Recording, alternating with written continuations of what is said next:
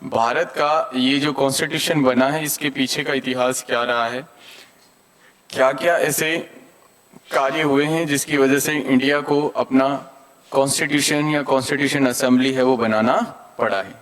कल थोड़ा सा डिस्कस मैंने किया था इंडिया और यूरोप के बारे में, इंडिया और British company east India company के बारे में। उसी को आज कंटिन्यू करते हैं अपन। जैसे कि कल मैंने बताया था कि ईस्ट इंडिया कंपनी भारत के अंदर आई थी और भारत में आने के बाद में सिर्फ और सिर्फ उनका एक ही पर्पस था, ट्रेड करना, व्यापार करना। कॉटन टेक्सटाइल का व्यापार करती थी ईस्ट इंडिया कंपनी। सूरत में आकर उन्होंने पहली बार अपनी फैक्ट्री को स्टैब्लिश किया था 1608 के अंदर। फिर धीरे धीरे कंपनी ने अपना जो व्यापार है वो बढ़ाया है। जैसे जैसे पैसा आता गया वैसे वैसे कंपनी और भी ज़्यादा मजबूत होती गई है। फिर कुछ भारतीय राजाओं ने इसका ऑब्जेक्शन किया, अपोजिशन किया और उसके चलते फिर बैटल हो गई ईस्ट इंडिया कंपनी और भारतीय राजाओं के बीच।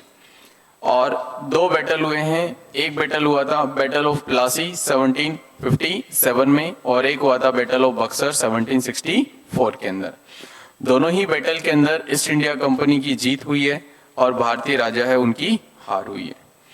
और जब ये खबर ब्रिटिश गवर्नमेंट तक पहुंची तो ब्रिटिश गवर्नमेंट ने सोचा कि ये जो कंपनी सिर्फ और सिर्फ व्यापार करने के लिए हमने भेजा था वो तो भारत में रह के और भारत के राजाओं को ही क्या कर दिया, इन्होंने हरा दिया। हो सकता है कि कल को कंपनी का व्यापार और भी ज्यादा बढ़ जाए, पूरा का पूरा भारत इस कंपनी के साथ आ जाए, तो हो सकता है कल को हमारे लिए भी सरदर्द बन सकती है ईस्ट इंडिया कंपनी। तो वो एक मौका ढूंढ रहे थे कि कैसे जैसे करके इस ईस्ट इंडिया कंपनी को मैं कंट्रोल कर सकूं। फिर 1768-69 के अंदर फेमाइन आ गया बंगाल के अंदर, जिसकी वजह से ईस्ट इंडिया कंपनी का पूरा जो बिजनेस चल रहा था वो बेटा चौपट हो गया था, जिसके चलते ईस्ट इंडिया कंपनी मजबूर हो गई थी ब्रिटिश गवर्नमेंट से पैसा मांगने के लिए। और ब्रिटिश गवर्नमेंट की अगर पैसा चाहिए ईस्ट इंडिया कंपनी को तो फिर ब्रिटिश गवर्नमेंट ने वो एक मौका ढूंढा और अपने हिसाब से फिर पूरा का पूरा कंट्रोल किया किसको, ईस्ट इंडिया कंपनी को। क्लियर है? चलो स्टार्ट करते हैं हम लोग। दो सेक्शन के अंदर हम लोग कंसिडर करेंगे।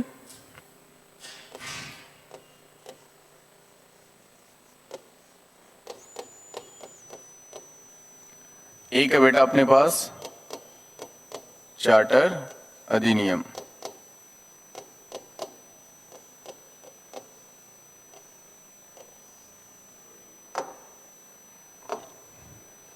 और एक अपने पास गवर्नमेंट ऑफ इंडिया एक्ट।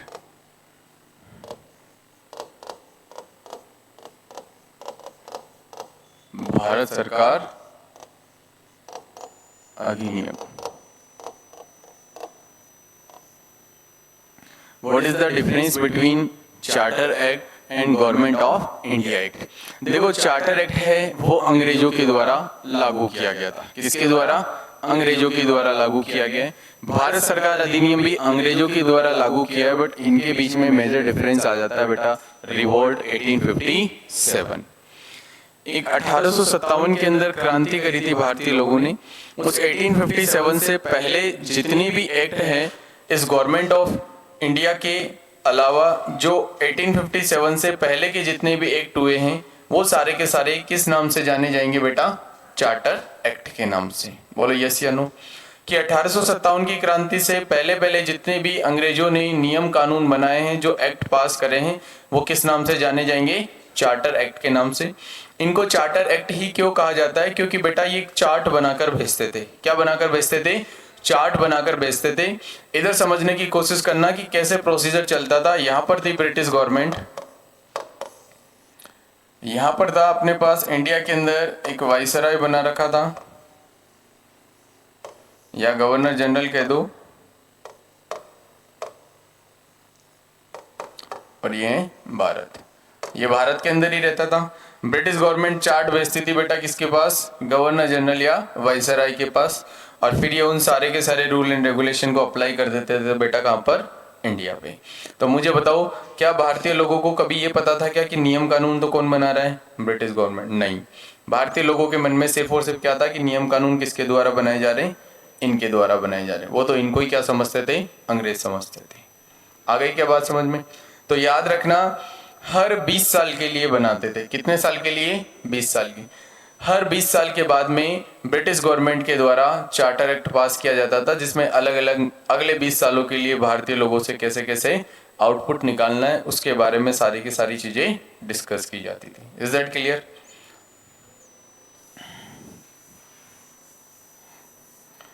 बात करते हैं सबसे पहले अपन रेगुलेटिंग एक्ट।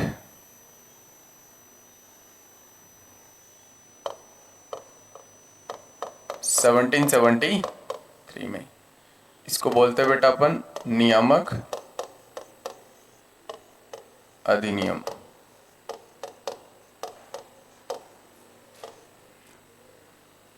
ये आया था 1773। उसके बाद में फिर अपन बात करेंगे बेटा चार्टर एक्ट। कितने साल के बाद में पास किया जाता है ये?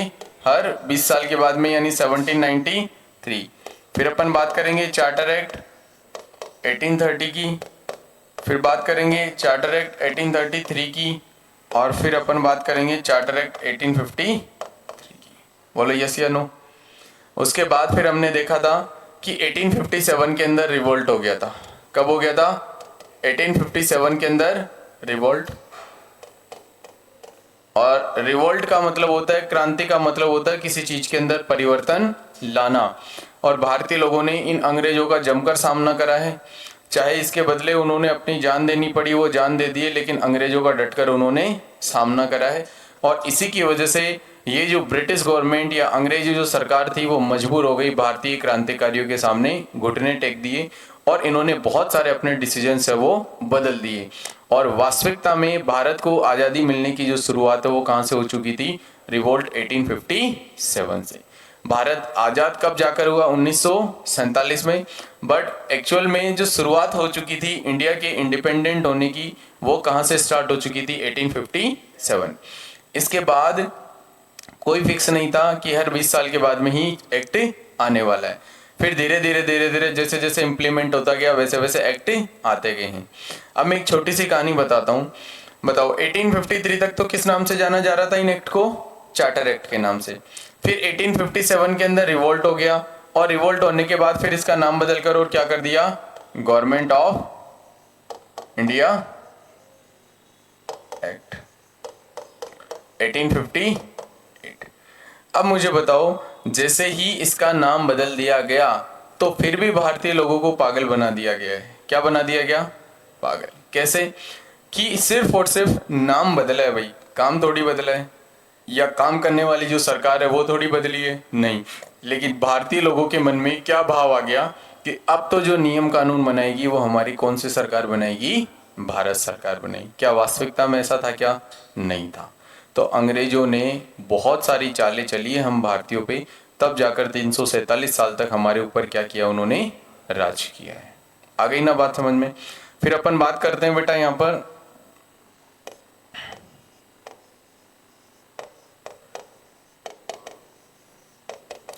मार्ले मिंटो एक्ट आया है 1909 में। फिर अपन बात करेंगे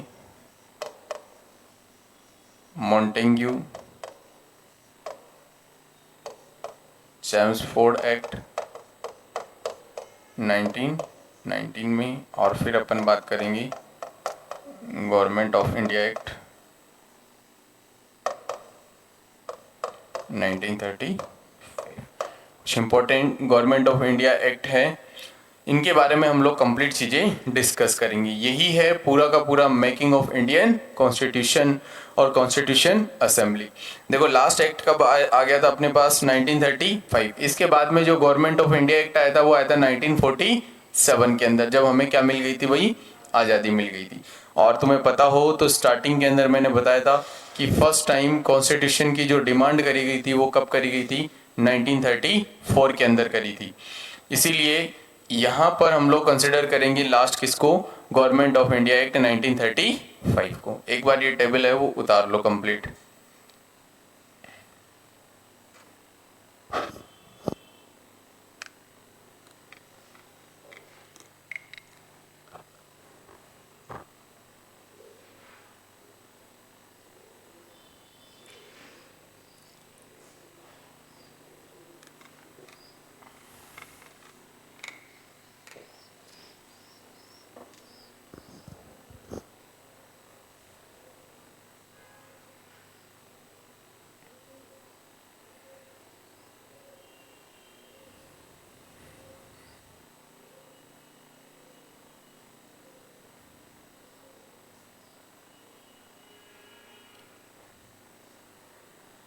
दोनों उतार लेना, भारत सरकार अधिनियम और चार्टर अधिनियम।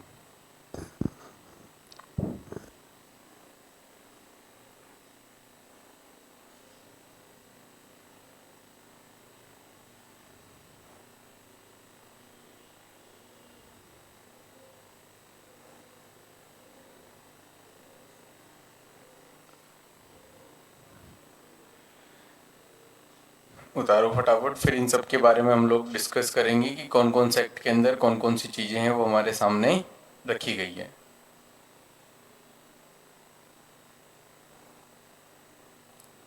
सुप्रीम कोर्ट पढ़ाया था मैंने तुम लोगों को।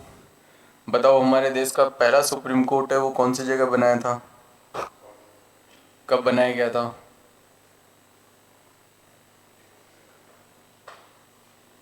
कुछ लोगों को तो ये भी पता नहीं है कि कोलकाता के अंदर ही बना था क्या।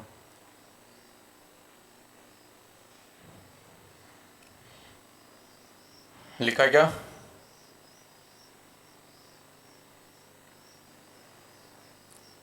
फिर सबसे पहले हेडिंग लिखो, रेगुलेटिंग एक्ट 1773।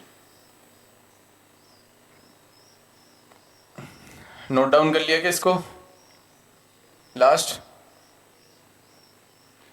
चलो उतारो फटाफट।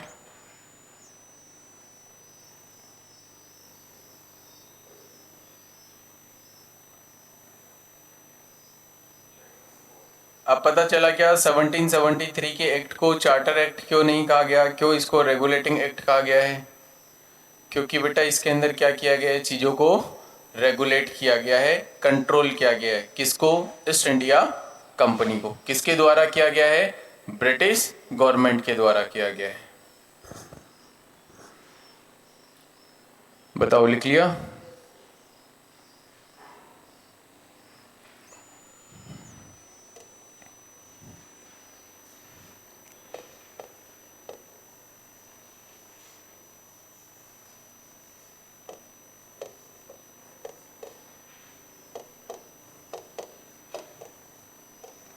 रेगुलेटिंग एक्ट 1773, इसके अंदर देखो सबसे पहले हम लोग बात करते हैं तो ईस्ट इंडिया कंपनी को कंट्रोल में किया गया है किसके द्वारा?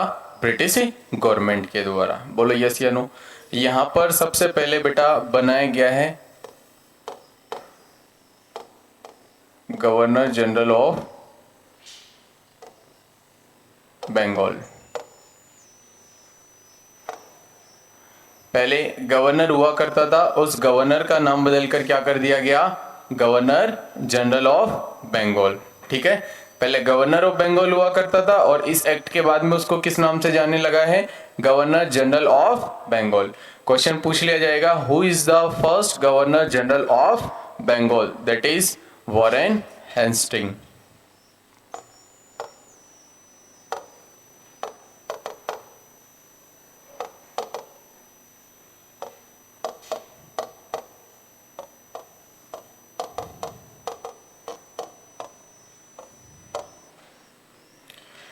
First governor general of Bengal है, उसका क्या नाम था? Warren Hasting.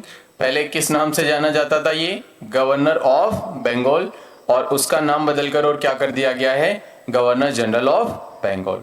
सेकंड सबसे इंपॉर्टेंट थिंग जो इस एक्ट के दौरान हुई है वो हुई है एस्टैब्लिशमेंट ऑफ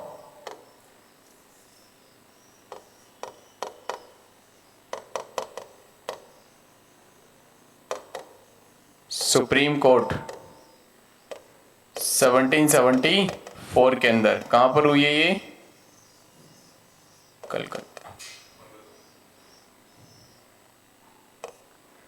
तो याद रखना, क्वेश्चन पूछ लिया जाएगा हमारे देश का पहला जो सुप्रीम कोर्ट बना था वो कब बना था?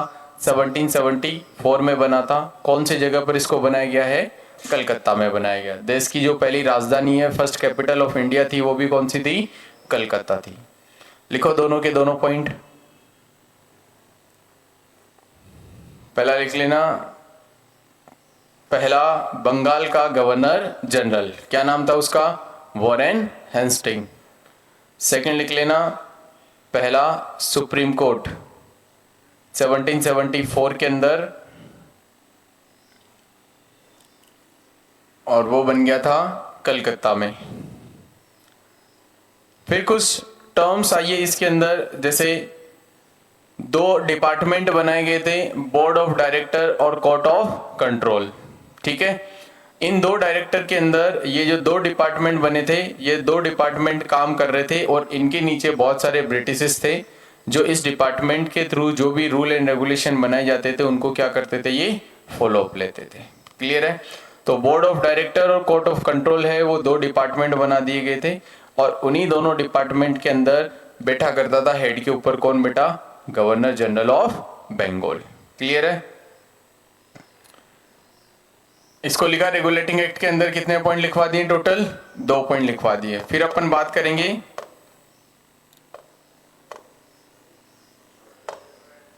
चार्टर एक्ट 1813 की। इस 1813 के अंदर एक सबसे इंपॉर्टेंट चीज है, वो प्रोसीजर चलता जा रहा है, जैसे जैसे रूल्स एंड रेगुलेशंस बनाए जा रहे थे वैसे वैसे ये लोग क्या कर रहे थे, काम करते जा रहे थे। जो इंपॉर्टेंट फैक्ट है अपने पास, वो एक इंपॉर्टेंट फैक्ट हम लोग कंसिडर करेंगे कौन सा एक्ट के अंदर, चार्टर एक्ट 1813 के अंदर। चार्टर एक्ट 1813 के अंदर एक चीज कंसिडर की गई है, दैट इज मोनोपोली।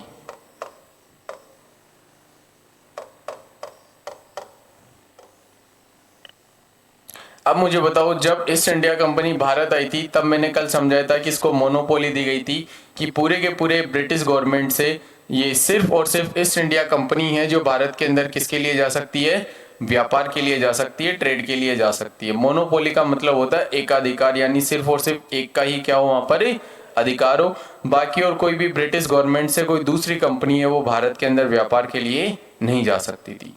ये जब अपन ने बात करी थी, जब ईस्ट इंडिया कंपनी का आई थी भारत 1608 के अंदर, तब की बात है।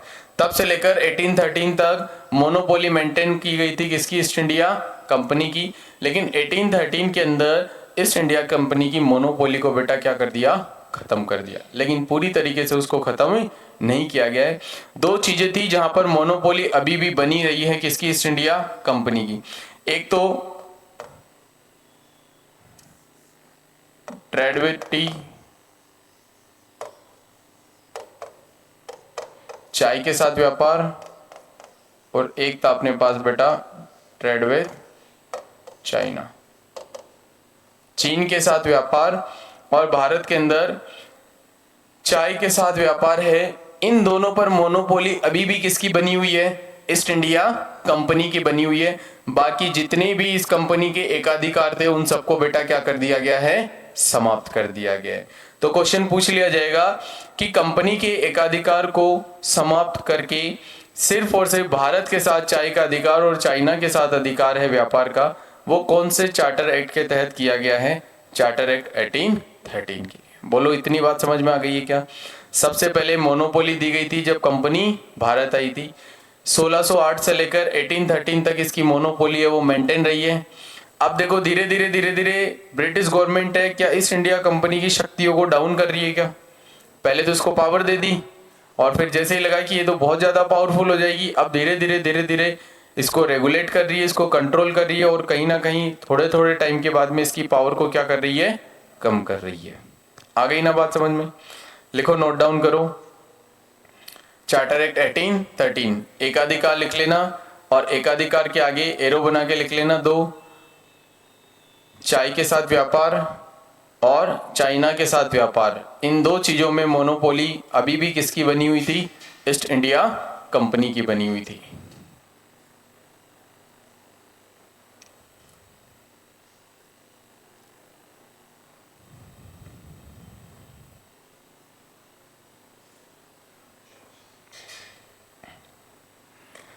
फिर आगे लिखोगे चार्टर एक्ट 1833,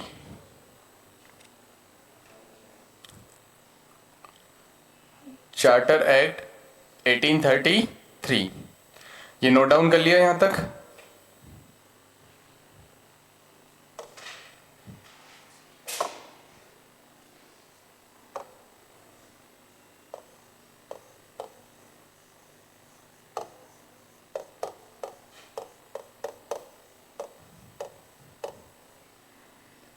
चलो फिर अपन बात करते हैं।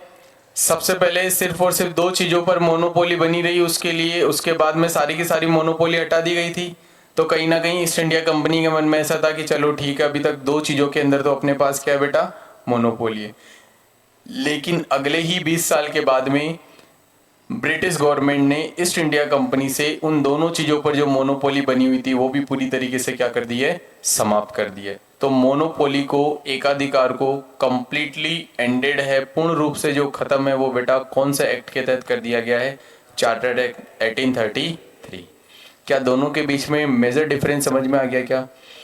एक तो होता है आंशिक रूप से खत्म करना, एक होता है कंप्लीटली यानी पूर्ण रूप से उसको समाप्त कर देना।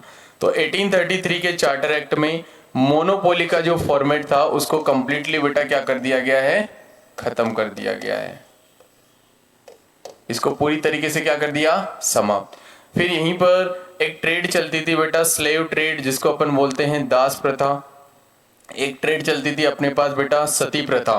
ठीक है, राजा राम मोहन राय ने पहली बार इसका ऑब्जेक्शन उठाया था और उस सती प्रथा का जो अंत है वो भी किया गया है कब, 1842 के अंदर। याद रखना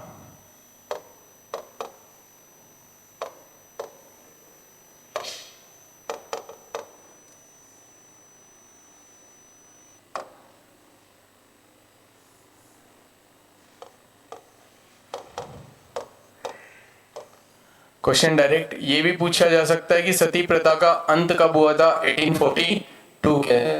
अब बताओ 1833 से लेकर और 1853 तक तो यही एक्ट चलने वाला है ना, 20 साल तक। और इसी 20 साल के बीच के दौरान कौन सी चीज का अंत हो गया है, सती प्रथा का अंत हो गया है अब 1842 में। क्वेश्चन पूछ लिया जाएगा कि कौन सा अधिनियम था जिसमें सती प्रथा का अंत हुआ है, चार्टर एक्ट 1833।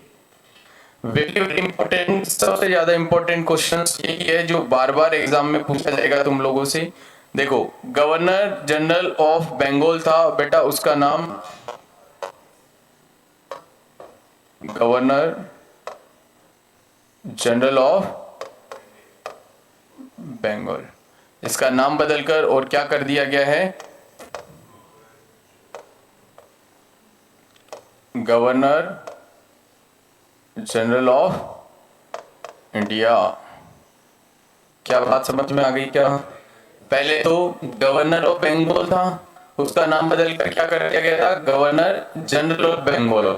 फिर वो गवर्नर जनरल ऑफ बंगाल था, उसका नाम बदलकर क्या कर दिया गया है, गवर्नर जनरल ऑफ इंडिया। और भारत का जो first governor general of India था वो था बेटा विलियम बेंटिंग।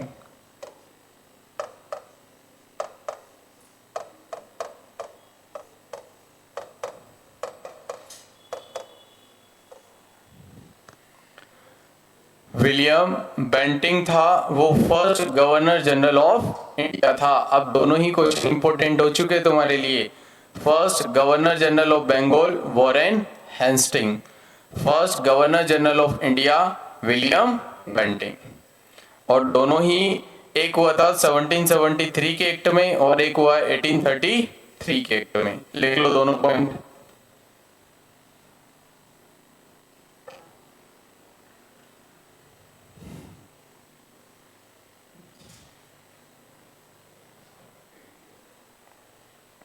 राज ही अंग्रेजों का ही था। तुम तो थे भी नहीं, वरना तुम्हें बना दिया जाता कोई उस साइड। तुम कहां थे फिर उस टाइम?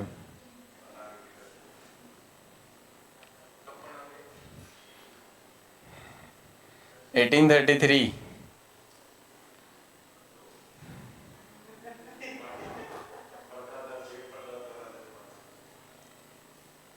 लिख लिया? चलो फिर अपन बात करेंगे भाई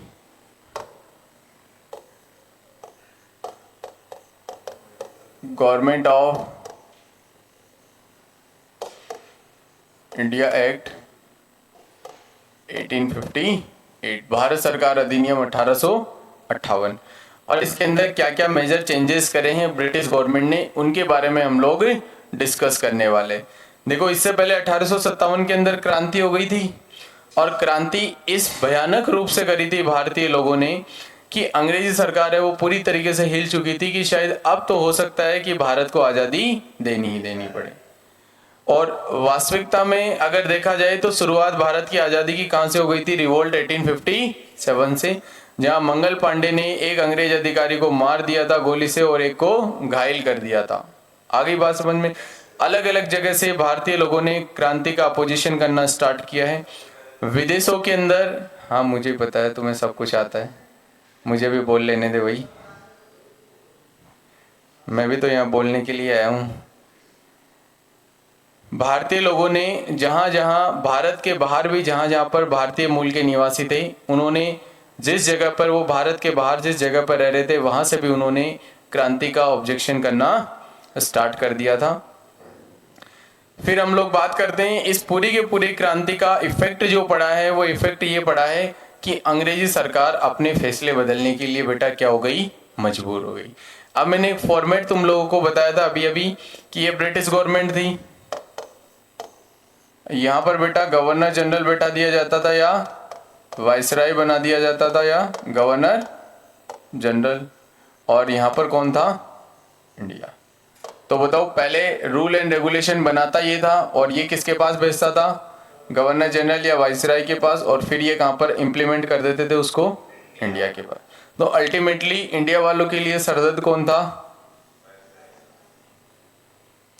और ये किसके अंदर बैठते थे बेटा? ये बैठते थे अपने पास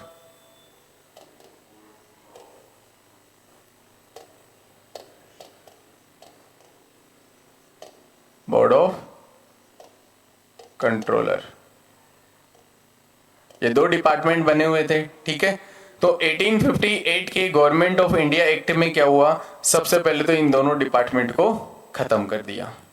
अगर ये दोनों डिपार्टमेंट खत्म हो गए तो मुझे बताओ कहीं ना कहीं भारतीय लोगों के मन में खुशी नहीं आ गई क्या कि जो हमारे लिए नियम कानून समझाता था वो तो डिपार्टमेंट ही अभी हट चुका है, और डायरेक्टली जो गवर्नेंस है, जो पावर है, वो बेटा किसके हैंड ओवर हो चुकी है? ब्रिटिश क्वीन थी उस टाइम, रानी विक्टोरिया, और रानी विक्टोरिया के हाथों में पूरा का पूरा जो पावर है शासन का वो चला गया था। बोलो यस या नो? तो हम लोग कंसिडर कर रहे हैं कि 1858 के इस गवर्नमेंट ऑफ इंडिया एक्ट के अंदर दो बड़े चेंजेस हुए कि कोर्ट ऑफ डायरेक्टर और बोर्ड ऑफ कंट्रोलर है, इन दोनों डिपार्टमेंट को बेटा क्या कर दिया गया है? खत्म कर दिया गया है। और ये जो पूरा का पूरा शासन था वो पूरे के पूरे डायरेक्ट किसके हैंडओवर में चला गया? अभी ब्रिटिश क्वीन रानी विक्टोरिया के हाथों में चला गया है। आगे बात समझ में? यहाँ से बहुत सारी चीज़ों के बारे में चेंजेस हुआ है। यहाँ पर काउंसिल बनाई गई है, स्टेट काउंसिल जिसको अपन बोलते हैं, और धीरे धीरे कहीं ना कहीं भारतीय लोगों को इन अंग्रेजों के द्वारा ये जो काउंसिल वगैरह बनी हुई थी इनमें पार्टिसिपेशन करने के लिए मौके हैं वो भी दिए गए हैं।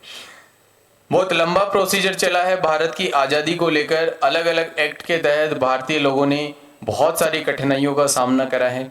1885 के अंदर कांग्रेस बना दिया गया है। कांग्रेस की कहानी भी मैं तुम्हें बताऊंगा कि कांग्रेस को क्यों बनाया गया, क्या ऐसी जरूरत पड़ी है।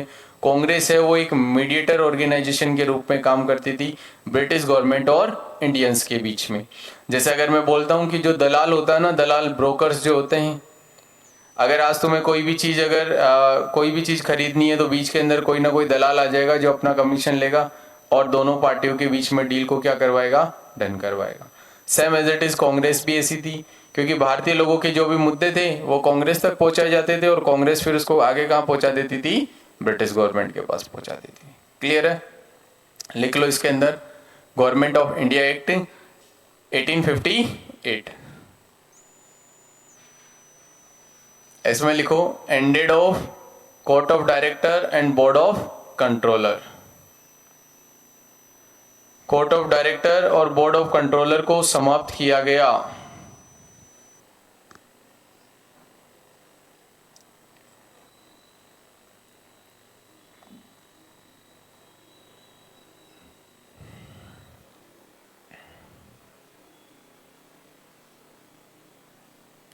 फिर सेकंड पॉइंट लिख लेना, governance is directly hand over to British Queen Victoria. शासन सीधा रानी विक्टोरिया के हाथों में चला गया।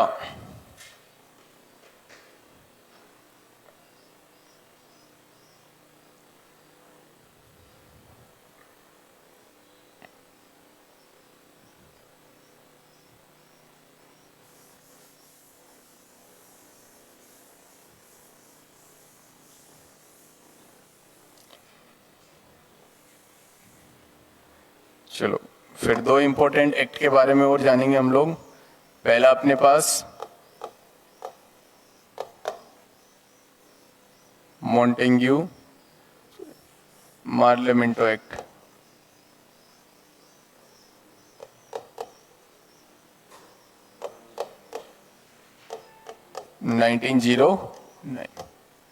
देखो मार्ले और मिंटो दो अलग अलग व्यक्ति हुआ करते थे। कौन हुआ करते थे? दो अलग अलग व्यक्ति हुआ करते थे और इन्हीं दोनों ने मिलकर और कौन सा एक्ट बनाया है? Morley Minto act 1909। अब इसको समझने से पहले एक छोटा सा मुद्दा है, उसको समझना सबसे ज्यादा जरूरी है। देखो अगर हम लोग बात करते हैं हमारे भारत की, तो हमारे भारत के अंदर पहले जो सेंटर हुआ करता था बेटा, वो कौन हुआ करता था? बंगाल। जो राजनीति का जो केंद्र हुआ करता था वो कौन हुआ करता था? बंगाल हुआ करता था। ऐसा क्यों? देखो एक चीज बताता हूं मैं तुम्हें पहले। ये हमारे पास भारत है, यहां है बेटा बंगाल। ये वाला जो सेक्शन है ये है अपने पास मद्रास, और ये वाला जो सेक्शन था ये था बेटा अपने पास कौन सा? बॉम्बे। तो पहले तीन अलग अलग गवर्नर हुआ करते थे। बंगाल का गवर्नर अलग हुआ करता था, बॉम्बे का अलग हुआ करता था और मद्रास का अलग हुआ करता था। तो मुझे बताओ वहां पर पूरा का पूरा प्रिंसली स्टेट कंसिडर किया जाता था मोस्टली।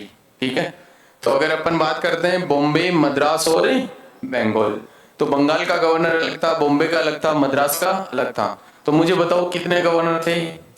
तो कहां कहां से पूरे के पूरे भारत को कितनी जगह से कंट्रोल किया जा रहा था? 3 जगह से कंट्रोल किया जा रहा था। आगे बात समझ में? अब मुझे बताओ एक व्यक्ति है, एक ब्रिटिश है, उसको 3 लोगों से सामना करना पड़ेगा तो ज्यादा आसान है, या एक ब्रिटिश को एक व्यक्ति से सामना करना पड़ेगा तो ज्यादा आसान है? ये ज्यादा आसान है। तो इन्होंने क्या किया, सबसे पहले इन अंग्रेजों ने जब ये चार्टर एक्ट लेकर आए थे, इस बॉम्बे के गवर्नर जनरल और मद्रास वाले गवर्नर जनरल को हटा ही दिया। क्या कर दिया? इसको हटा दिया और इन दोनों को बेटा किसके अंडर में डाल दिया? बंगाल। तो मुझे बताओ बॉम्बे और मद्रास, क्या मैं अब ऐसा लिख सकता हूं क्या बॉम्बे और मद्रास वो किसके अंडर में आ गए हैं? बंगाल वाले में। और सबसे टॉप पर अब कौन पहुंच चुका है? एक ही बंगाल। इसीलिए तो वो नाम बदलकर क्या किया गया था? Governor general of Bengal. आगे क्या बात समझ में? तो यहां से इन्होंने धीरे धीरे पैर काटे हैं भारत के। जहां जहां पर पावर थी इंडिया की, उसको धीरे धीरे क्या किया इन्होंने? खत्म किया है। पहले बॉम्बे और मद्रास को उठाकर किसके अंडर में डाल दिया? बंगाल में। अब बंगाल ही सिर्फ और सिर्फ बचा था पॉलिटिकल सेंटर ऑफ इंडिया, यानी राजनीति का केंद्र क्या हुआ करता था? बंगाल। अब भारत के अंदर पहले हिंदू भी थे और मुस्लिम भी थे। तो जब जैसे धीरे धीरे अंग्रेजों को पता चला है कि अब हिंदू और मुस्लिमों को अपने को क्या करना है भाई? अलग करना है, फूट डालो और राज करो की नीति आ रही। क्या बात समझ में? तो इन्होंने फिर 1905 के अंदर बंगाल पार्टीशन कर दिया। क्या कर दिया? बंगाल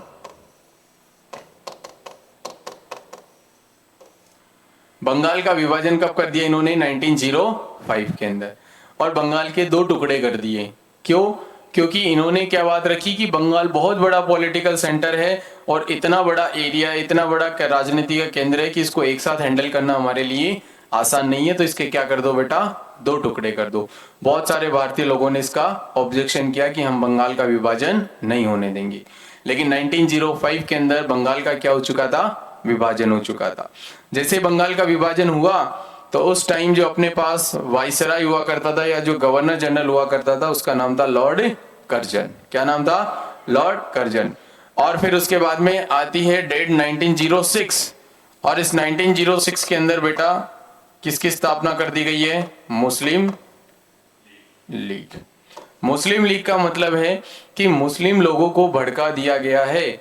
मुस्लिम लोगों को कैसे भड़का दिया गया है कि तुम क्यों फालतू भारतीय लोगों के साथ हो, तुम्हारी तो खुद की इतनी आबादी है, खुद की इतनी पॉपुलेशन जनसंख्या है कि तुम लोग अपने लिए अलग से एक इलेक्टोरल कॉलेज बना सकते हो, अलग से तुम्हारे लिए एक सांप्रदायिक निर्वाचन क्षेत्र बना सकते हो, जहां पर सिर्फ और सिर्फ तुम्हारे लोग ही क्या कर सकेंगे, तुम्हें वोट कर सकेंगे और तुम्हारी अलग से क्या बन सकती है, सरकार बन सकती है।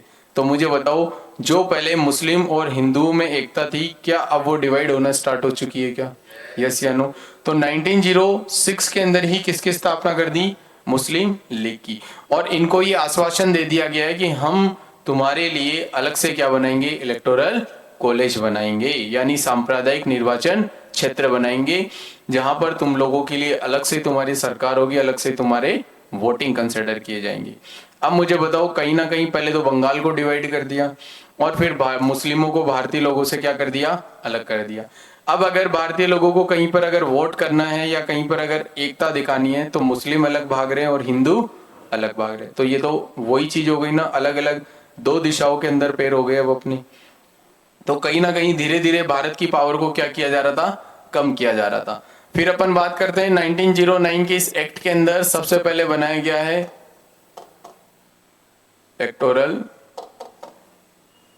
कॉलेज, यानी सांप्रदायिक निर्वाचक क्षेत्र।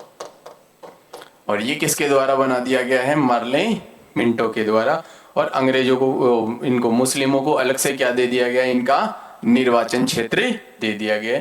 यही सबसे बड़ी गलती थी, जहां से हिंदुस्तान और पाकिस्तान है वो दो देश बनना स्टार्ट हो गए थे। और वास्तविकता में जो शुरुआत है वो कब हो चुकी थी? 1906 के अंदर हो चुकी थी। यहीं से फिर अपोजिशन होना स्टार्ट हो गया है हिंदुस्तान और पाकिस्तान का। लिखो, मार्ले मिंटो एक्ट 1909। लिख लेना, electoral separate electoral college for Muslim league, Muslim league के लिए सांप्रदायिक निर्वाचक क्षेत्र।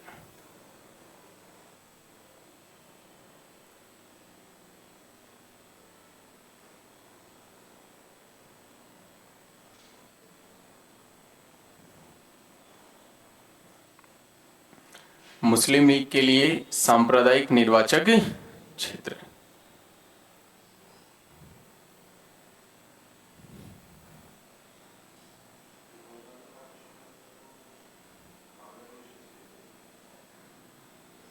बंगाल के दो टुकड़े हो गए थे, पूर्वी और पश्चिमी, ईस्ट और वेस्ट।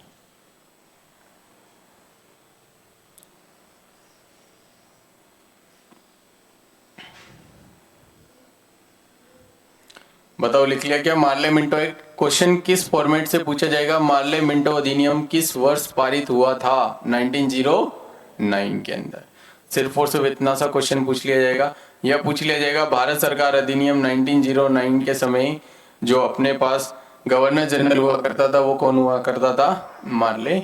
और जो इसका सेक्रेटरीट था, जो सचिव था, वो कौन था? मिंटो था। दो अलग अलग लोग हैं, दोनों के नाम है, मार्ले अलग है और मिंटो अलग है। Is that clear?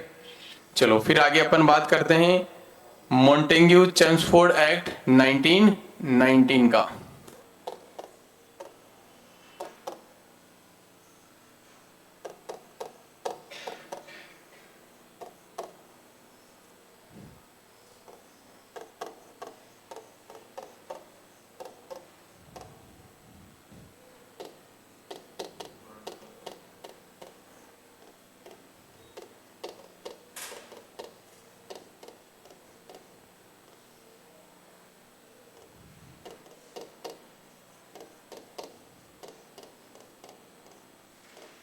Montagu Chelmsford अधिनियम 1919।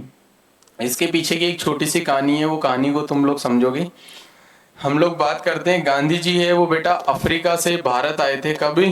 1915 के अंदर, 1915 के अंदर गांधी जी। कहानी को कनेक्ट करने की कोशिश करोगे, गांधी जी अफ्रीका के अंदर गए थे बेटा वकालत सीखने। किसके लिए?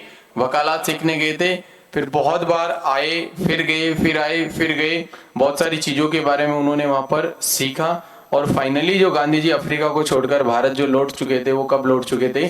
9 जनवरी 1915 के अंदर। इसीलिए 9 जनवरी को भारतीय प्रवासी दिवस के रूप में सेलिब्रेट किया जाता है कि जो लोग विदेश के अंदर छोड़कर और भारत की ओर वापस से प्रस्थान कर जाते हैं उनको बोला जाता है बेटा क्या, माइग्रेंट्स यानी प्रवासी।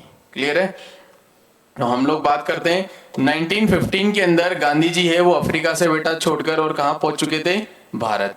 और इस दौरान 1914 से लेकर और 1918 तक क्या चल रहा था भाई, फर्स्ट वर्ल्ड वॉर चल रहा था। क्या स्टार्ट था, फर्स्ट वर्ल्ड वॉर, प्रथम विश्व युद्ध चल रहा था 1914 से लेकर 1918 तक। और अंग्रेजों को सख्त जरूरत थी बेटा किसकी, भारतीय लोगों की, कि हम भारतीय लोगों हमारे इस युद्ध के अंदर क्या दे, साथ दे। गांधी जी जैसे आए और जैसे आने के बाद में गांधी जी ने किसका साथ देना स्टार्ट कर दिया, अंग्रेजों का साथ देना स्टार्ट कर दिया। और इस बात से जैसे ही भारतीय मुल्क के लोगों को पता चला है कि गांधी जी है वो अंग्रेजों का, ब्रिटिश का साथ दे रहे, तो बहुत सारे लोग हैं वो गांधी जी से नाराज भी हो गए। लेकिन इस दौरान बहुत सारी ऐसी घटनाएं हुई है जहां से अफ्रीका के अंदर गांधी जी ने सीखा है सत्याग्रह करना। क्या करना, सत्याग्रह, जिसका मतलब होता है स्ट्राइक, ठीक है, जिसको अपन आजकल साधारण भाषा में बोलते थे आंदोलन करना। तो वो सत्याग्रह करना गांधी जी ने अफ्रीका से सीखा और उस सत्याग्रह के अंदर लगातार गांधी जी की जीत हुई है। जो जो मुद्दे भारतीय लोगों को परेशान कर रहे थे वो भारतीय लोग आकर और किसको बता रहे थे, गांधी जी को बता रहे थे। और गांधी जी उस मुद्दे को बेटा कहां पर जाकर रख रहे थे, अंग्रेजों के पास। अब अंग्रेज सरकार उस टाइम मजबूर थी, क्यों, क्योंकि बेटा क्या चल रहा था, फर्स्ट वर्ल्ड वॉर। और उन्होंने ये सोचा कि ये जो गांधी जी है ये भारतीय लोगों का समर्थन है इस इंसान के पास, अगर इस इंसान की बात अपन नहीं मानेंगे तो ये अपने अपोजिशन में हो जाएगा और कहीं ना कहीं नुकसान होगा कहां पर, फर्स्ट वर्ल्ड वॉर में। तो गांधी जी है वो अब बिचौलियों का काम करना स्टार्ट कर दिए थे अंग्रेजों और भारतीय किसानों के बीच या भारतीय लोगों के बीच। बहुत सारे भारतीय किसानों के ऐसे मुद्दे हुए थे, जो किसान लोग हैं वो गांधी जी के पास आए, उनसे रिक्वेस्ट करी है और रिक्वेस्ट करने के बाद में अपने मुद्दे हैं वो गांधी जी को बताए हैं। गांधी जी ने वो सारे के सारे मुद्दे ब्रिटिश गवर्नमेंट के सामने रखे, अंग्रेजों के सामने रखे। और हर एक बार अंग्रेजी सरकार है वो गांधी जी के इस डिसीजन के आगे घुटने टेकते हुए नजर आई है और गांधी जी के हर सत्याग्रह में क्या हुई है जी। इसी से लोगों में बहुत ज्यादा पॉजिटिविटी आ गई कि एक धोती पहने हुए, चश्मा पहने हुए, हाथ में लाठी लिए हुए एक आदमी है जो अंग्रेजी सरकार के द्वारा अपना कोई भी काम ही करवा सकता है। आगे बात समझ में। अब मुझे बताओ फर्स्ट वर्ल्ड वॉर कब खत्म हो गई थी, 1918 के अंदर। 1918 में जैसे ही प्रथम विश्व युद्ध खत्म हुआ, भारतीय लोगों का समर्थन मिल चुका था। उसके बाद वो तो गोरे थे भाई, और गोरे लोगों पर कभी भी विश्वास नहीं करना है, वो अपना रंग दिखाई देते हैं। और बात करते हैं बेटा अपन 1919 की, और 1919 के अंदर उन्होंने चला दिया रोलेट।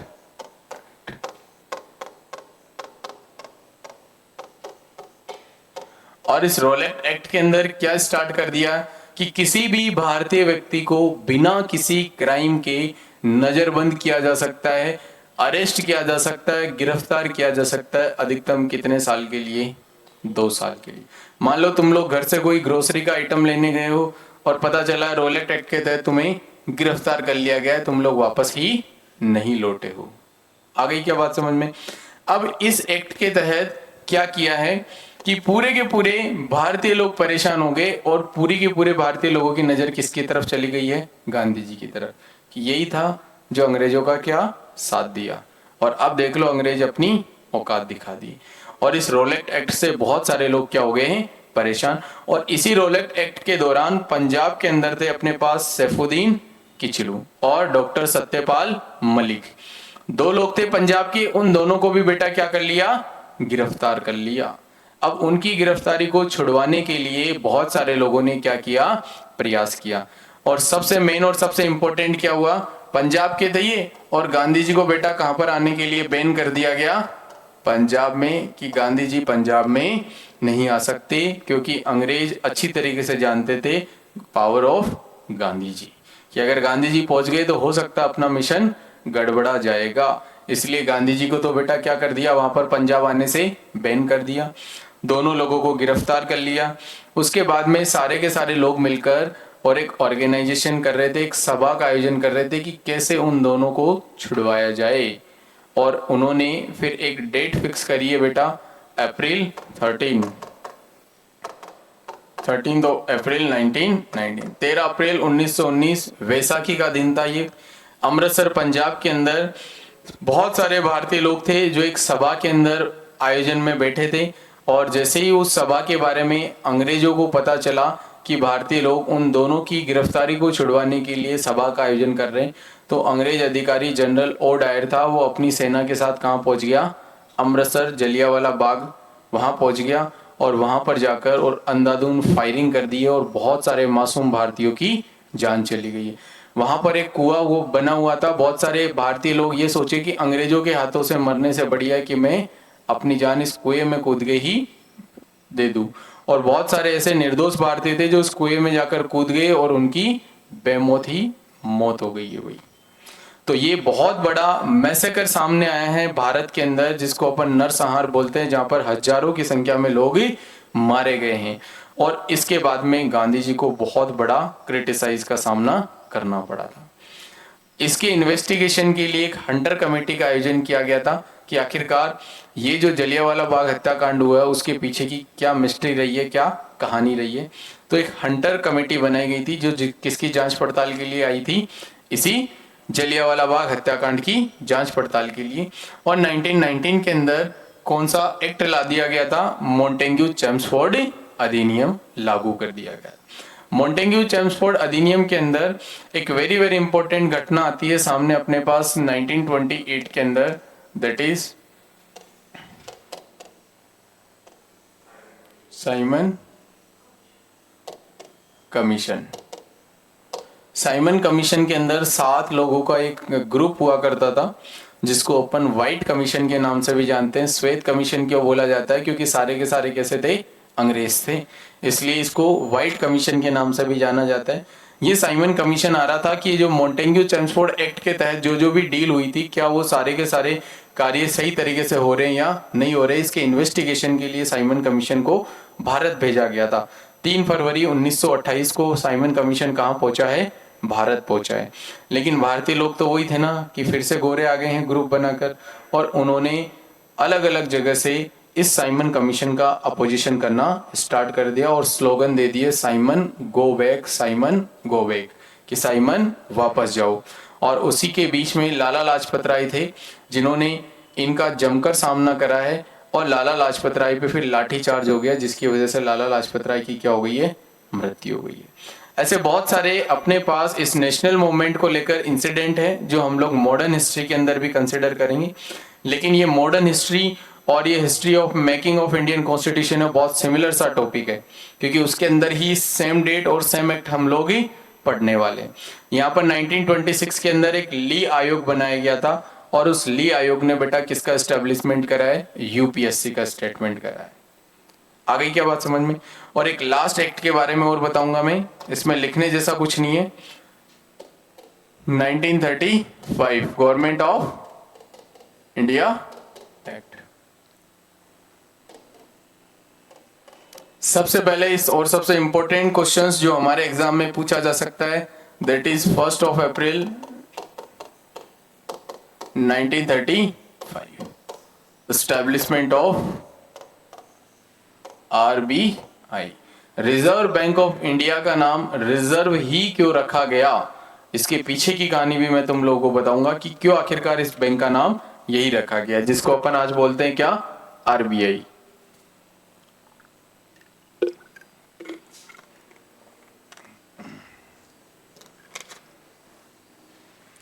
कहानी वही है ईस्ट इंडिया कंपनी और ब्रिटिश गवर्नमेंट की।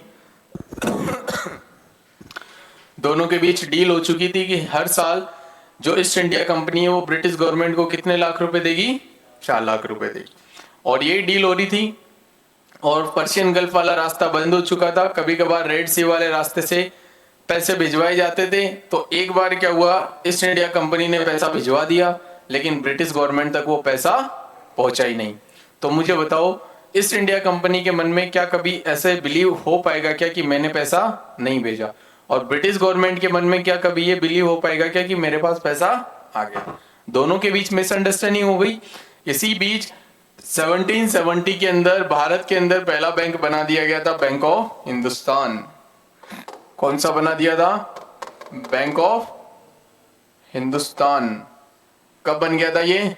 1770 के अंदर। कहाँ बना था ये? कलकत्ता में। किसके द्वारा बनाया गया था ये? ईस्ट इंडिया कंपनी के द्वारा। क्यों? क्योंकि फिर इनके बीच में डील हुई कि तुम्हारा जो पैसा है वो तुम लोग भारत के अंदर एक ऐसा ऑर्गेनाइजेशन एस्टैब्लिश कर दो जिसमें तुम्हारा पैसा है वो स्टोर किया जाए, ताकि आगे से ऐसी कभी मिसअंडरस्टैंडिंग नहीं हो पाए। और यहीं से स्टार्टिंग हो गई थी भारत के अंदर बेटा किसकी? बैंकिंग सिस्टम की। किसकी? Banking system. धीरे धीरे धीरे धीरे अलग अलग बैंक बनाए गए हैं भारत के अंदर। और एक टाइम ऐसा था जहां बैंकों की संख्या बहुत ज्यादा लेवल पर बन चुकी थी, और बहुत सारे लोगों के मन में यही ख्याल आता था कि अगर कोई काम नहीं है तो मैं बैंक खोल के बैठ जाता हूँ, लोग आएंगे पैसा जमा कराएंगे, और पैसा जमा कराने के बाद बैंक है वो लोगों को क्या देगी भाई? लोन प्रोवाइड करवाएगी। अब एक छोटा सा मुद्दा ये आता है कि यहाँ पर इन्वेस्टर है, ये बैंक है, और ये बायर है अपने पास, ठीक है, या ये ए पर्सन मान लो, ये बी है और ये बैंक है। इस ए के पास पैसा है तो बेटा ये किसके पास जाकर पैसा जमा कराएगा? बैंक के पास। बैंक एक रिलायबल ऑर्गेनाइजेशन है। रिलायबल का मतलब होता है विश्वसनीय संस्था। अब ए के पास अगर 10,000 है, ये 10,000 बैंक में जमा कराएगा, और बैंक क्या बोलेगा इसको कि मैं 10 की जगह तुझे कितना दे दूंगा? 12,000। तो बताओ 2,000 का प्रॉफिट हो गया क्या? अब बी नाम का व्यक्ति है, उसको 10,000 चाहिए। अब वो बैंक के पास जाएगा कि साहब मुझे 10,000 का लोन दे दो, ये बोलेगा 10 का दे दूंगा, लेकिन बदले में कितने देने पड़ेंगे? 15। तो मुझे बताओ इस पूरी की पूरे डील के अंदर बैठे बैठे बेटा 3,000 का फायदा किसको हो चुका है? बैंक को। तो बैंक का काम ही यही है। Bank is a mediator organization, एक बिचौलिया संस्था की तरह काम करती है। कौन? बैंक। फिर धीरे धीरे लोगों ने क्या किया कि जैसे पैसा तो ले लिया लोन लेने वालों ने कि ठीक है भाई साहब 10 की जगह मैं तुम्हें 15 दूंगा, और फिर 2,000 दिया, फिर 2,000 दिया, फिर 2,000 दिया, उसके बाद में पैसा देना ही बंद, और लोग हो गए बेटा फरार। अब मुझे बताओ नुकसान किसका हो गया? बैंक का। अपना फायदा देखने के चक्कर में नुकसान भी कर बैठी कौन? बैंक। और धीरे धीरे ये जो टर्म्स थी ना वो इस लेवल पे पहुंच चुकी है कि हर कोई बैंक खोल लेता है, लोगों से पैसा ले लेता है, लोगों को पैसा देता है, और लोग पैसा खा के बैंकों का भाग गए। अब बैंक भी काफी परेशान हो गई कि आखिरकार किन किन लोगों के लिए अपन लॉस उठाए और किन किन लोगों के लिए अपन पैसा देवे। फिर वही बात है कि जैसे को तैसा। फिर बैंकों ने भी अपनी औकात दिखा दी, वो भी फिर बैंक खोल लिए, लोगों से पैसा ले लिया, और फिर बैंक ही भाग गई। पहले तो लोग पैसा लेके भाग रहे थे, और फिर बाद में बैंक ही भाग गई। धीरे धीरे जब ये चीजें बढ़ती जा रही थी तो हमारे देश के अंदर डॉक्टर भीमराव अंबेडकर जी ने एक स्टेटमेंट दिया कि इस बैंकिंग सिस्टम के अंदर कोई एक ऐसा ऑर्गेनाइजेशन होना चाहिए जो इन सबको रिजर्व करके रख सके। क्या करके रख सके? इन सबको रिजर्व करके रख सके, कि चाहे जितने भी बैंक है वो सारे के सारे एक बैंक के अंडर में आए, और वो बैंक इन सभी बैंकों को बेटा क्या कर सके? रिजर्व कर सके। कल को अगर कोई बैंक भी भाग जाता है तो फिर जो रिजर्व करा हुआ बैंक है उसकी गारंटी है। कल को अगर कोई इंसान भी अगर पैसा अगर नहीं दे रहा है लोन का, तो भी फिर उसी बैंक की रेस्पॉन्सिबिलिटी होने वाली। इसीलिए बेटा भारत के अंदर 1 अप्रैल 1935 को किसका एस्टेब्लिशमेंट कर दिया गया है? रिजर्व बैंक ऑफ इंडिया का। और इस रिजर्व बैंक ऑफ इंडिया को जब बनाया गया था तो ये फेडरल बैंक हुआ करता था। क्या हुआ करता था? फेडरल बैंक का मतलब होता है संघीय बैंक। संघीय का मतलब होता है जहां पर किसी सरकार का अधिकार नहीं होकर किसी निजी व्यक्ति का अधिकार हो, किसी प्राइवेट लोगों का अधिकार हो। फिर 1949 के अंदर देश आजाद हो गया था, 47 में गवर्नमेंट ऑफ इंडिया बन चुकी थी, और 1949 में इसका नेशनलाइजेशन कर दिया गया। नेशनलाइजेशन का मतलब होता है कि कोई प्राइवेट कंपनी के शेयर को किसी गवर्नमेंट के द्वारा अगर खरीद लिया जाता है तो वो कहलाता है क्या? नेशनलाइजेशन। और प्राइवेटाइजेशन का मतलब होता है किसी गवर्नमेंट के शेयर को कोई प्राइवेट कंपनी के द्वारा खरीद लिया जाता है, उसको बोल दिया जाता है क्या? प्राइवेटाइजेशन। तो बताओ एस्टेब्लिशमेंट ऑफ आरबीआई है वो कब हो चुकी थी? 1 अप्रैल 1935 के अंदर। क्यों आरबीआई की स्थापना की गई है, इसके पीछे की कहानी समझ में आ गई क्या तुम लोगों को? ठीक है। फिर अपन बात करते हैं, अपने पास पहले एक स्टेट हुआ करता था बेटा बर्मा। क्या हुआ करता था? और इस बर्मा को भारत से सेपरेट कर दिया, जो आज का क्या है?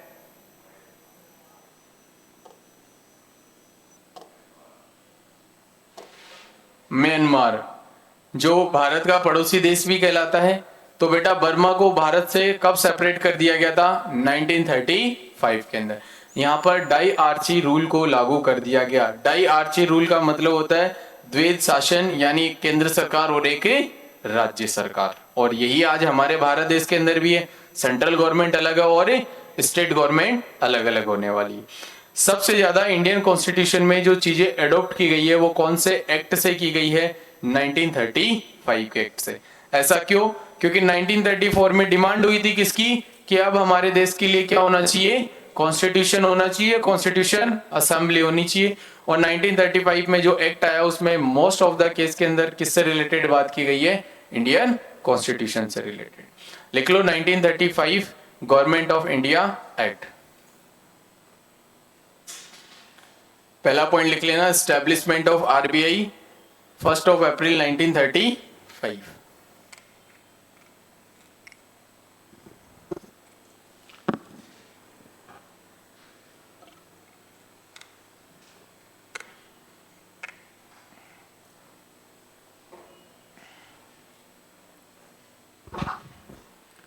सेकंड लिख लेना, Burma separate from India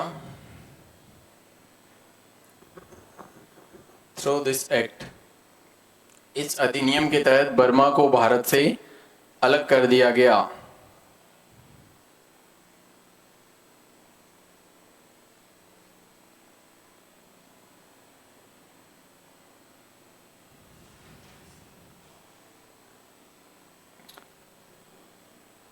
Burma को भारत से, इस अधिनियम के तहत बर्मा को भारत से अलग कर दिया गया।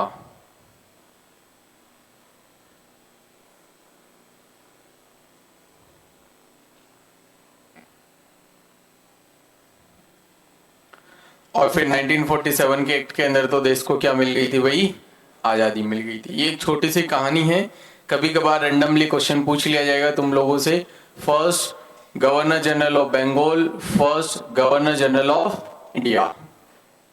ठीक है, अब अपन बात करते हैं, एक लास्ट टॉपिक और बचा है इस पॉलिटी सब्जेक्ट के अंदर, that is important amendments of Indian constitution. कि हमारे देश के अंदर कुछ महत्वपूर्ण क्या हुए? कॉन्स्टिट्यूशन अमेंडमेंट हुए, जिसके तहत हमने बहुत सारी चीजें हैं वो क्या करी है? एड ऑन करी है।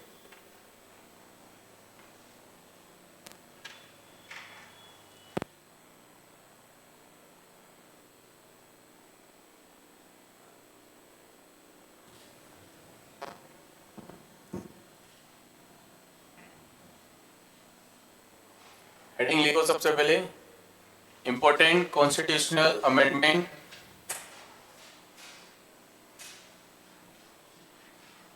Of the Indian constitution.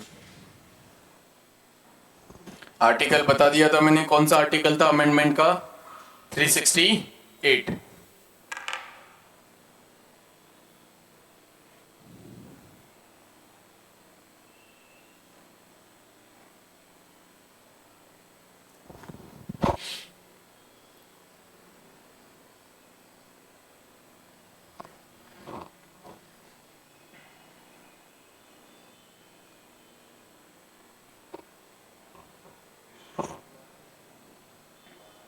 क्या? नेशनल आ तो गया, वो भी एक्ट के तहत ही तो हुआ है, उसी के अंदर तो आएगा मेकिंग ऑफ। कौन से 4?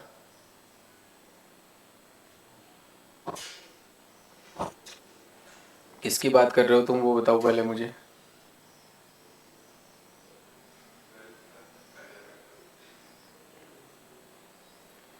बच्चा बुद्धि को घर पे ही छोड़ के आ जाए करो।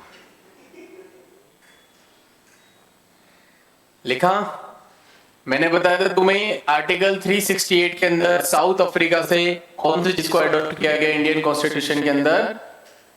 अमेंडमेंट को। संशोधन का मतलब होता है अगर किसी चीज में चेंजेस करना है, किसी चीज में एड ऑन करना है या किसी चीज को रिमूव करना है, तो हम लोग कौन से आर्टिकल के तहत कर सकते हैं? आर्टिकल 368 के तहत।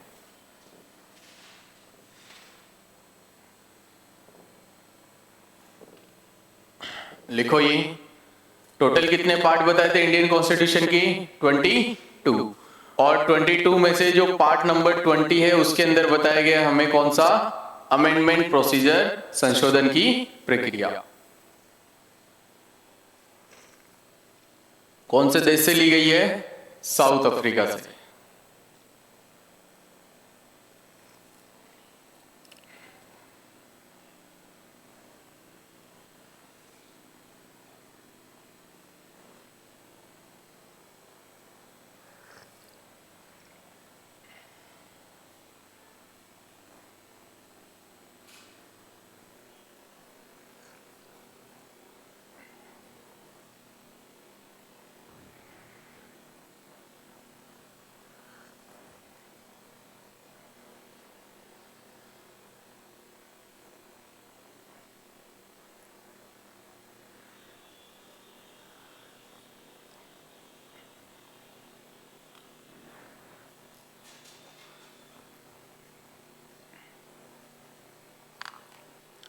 लिख लिया?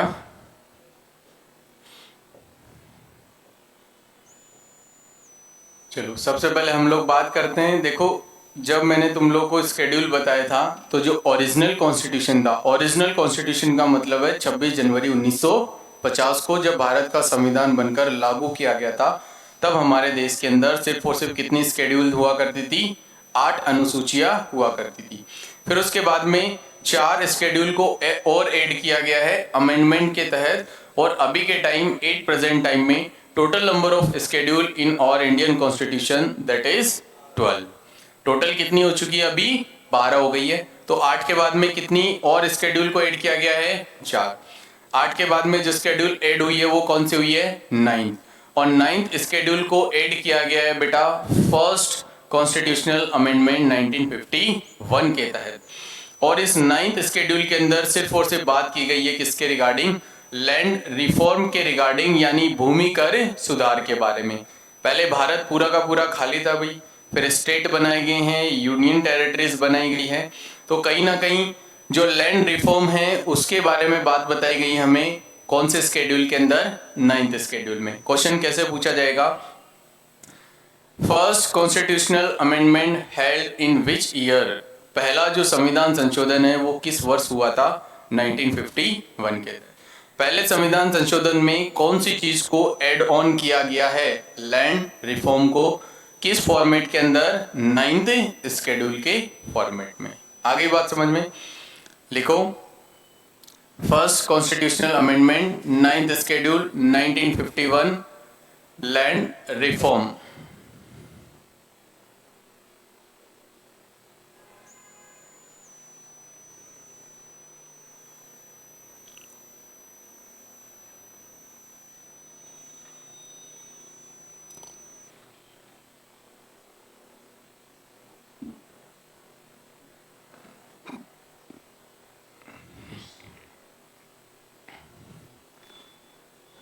नाइन्थ के बाद फिर स्केड्यूल ऐड हुई है कौन सी? 10th। और 10th जो स्केड्यूल हुई है वो हुई है 52 कॉन्स्टिट्यूशनल अमेंडमेंट 1985। और इसमें चीज ऐड ऑन की गई है कर्व ऑफ डिफेक्शन। इसका मतलब होता है दल बदल कानून, यानी कोई व्यक्ति अगर किसी एक पार्टी का टिकट लेकर अगर जीता है तो जीतने के बाद वो अपनी पार्टी नहीं बदल सकता, अपना दल नहीं बदल सकता। अगर कोई व्यक्ति ऐसा करता है तो उसका टिकट बेटा क्या कर दिया जाएगा? कैंसिल कर दिया जाएगा। तो दल बदल कानून पर क्या लगा दी गई है बेटा? रोक लगा दी। कर्व ऑफ डिफेक्शन 1985 के अंदर कौन से नंबर का अमेंडमेंट हुआ था? ये 52nd नंबर का। कब हो चुका था? 1985 में। कौन से स्केड्यूल ऐड हुई है? ये 10th स्केड्यूल ऐड हुई है। अब डायरेक्टली क्वेश्चन पूछ लिया जाएगा, 10वीं अनुसूची को किस वर्ष जोड़ा गया था? 1985। 9th स्केड्यूल को कब एड ऑन किया गया है? 1951 के अंदर। क्वेश्चन ऐसे भी पूछा जा सकता है, 10th schedule is related to which? That is curb of defection. लिख लिया? फिर दो चीजें मैंने तुम लोगों को बताई थी जब पार्ट 9 और 9 का ए अपन ने पढ़ा था, पंचायती राज सिस्टम और म्युनिसिपैलिटीज। अप्रैल 1993 के अंदर किसको लागू कर दिया गया था? पंचायती राज सिस्टम को। और जून 1993 में किसको लागू कर दिया गया था? म्युनिसिपैलिटीज को। दोनों के दोनों 73rd और 74th नंबर का जो अमेंडमेंट है 1992 के अंदर इनको क्या कर दिया गया, एड ऑन कर दिया गया है। लिख लो 11th शेड्यूल रिलेटेड है बेटा किससे, पंचायत से, और 12th है वो किससे रिलेटेड हो जाएगी, अर्बन बॉडीज म्युनिसिपैलिटीज से, नगर पालिकाओं से।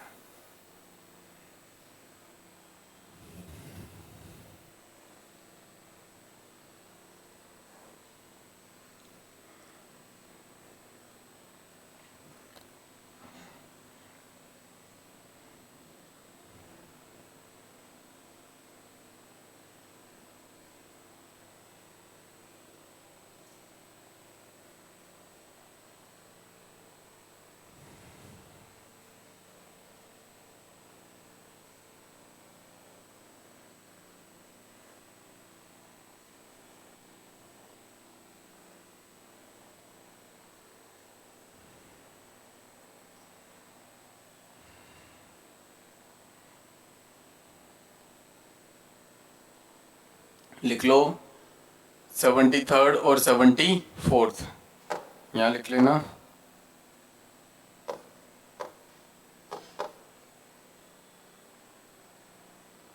सेवेंटी फोर्थ के अंदर म्यूनसिपालिटीज और 73rd के अंदर पंचायती राज सिस्टम।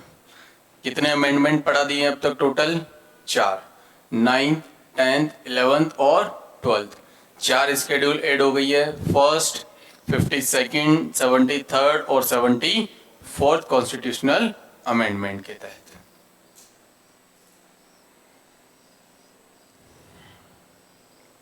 लिख लिया क्या?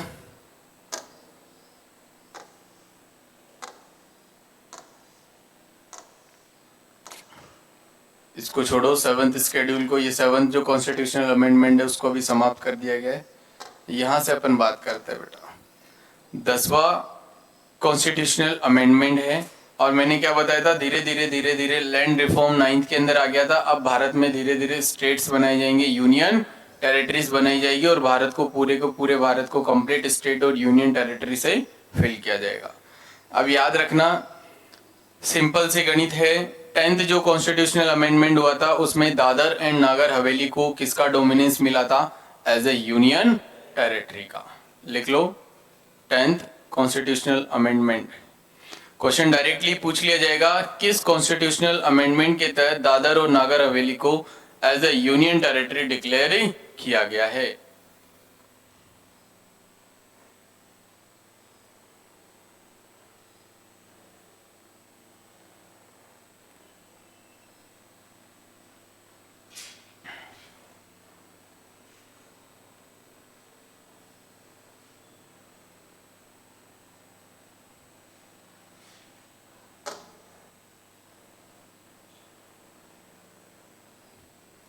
वेरी इंपॉर्टेंट टॉपिक है ये। कभी भी रैंडमली पेपर में क्वेश्चन पूछ लिया जाएगा तुम लोगों से अमेंडमेंट के। 10th अमेंडमेंट समझ में आ गया।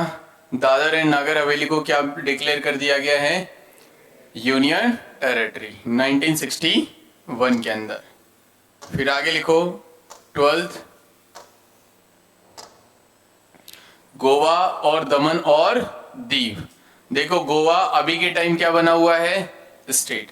1956 के अंदर गोवा को एज ए स्टेट का डोमिनेंस मिला। लेकिन अगर अपन बात करते हैं उससे पहले, 1987 के अंदर गोवा को एज ए स्टेट डिक्लेयर किया गया था। 1962 के अंदर पहले गोवा को क्या डिक्लेयर किया गया है, यूनियन टेरिटरी डिक्लेयर किया गया है। फिर इसको यूनियन टेरिटरी से हटाकर और क्या डिक्लेयर कर दिया गया है, स्टेट। फिर आगे लिख लो दमन और दीव। और अभी के टाइम तुम्हें पता होगा दादर और नगर हवेली और दमन और दीव दोनों को क्या कर दिया गया है, मर्ज करके एक ही यूनियन टेरिटरी बना दी गई है।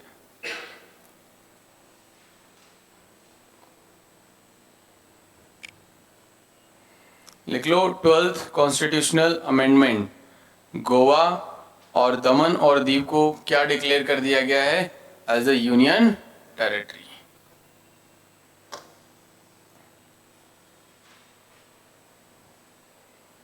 टेंथ के अंदर दादर एंड नागर हवेली था, 12th के अंदर गोवा और दमन एंड दीव। लिखा क्या ये? फिर आगे लिखो 13, नागालैंड को स्पेशल प्रोविजन देकर और क्या डिक्लेयर कर दिया गया है एज ए स्टेट।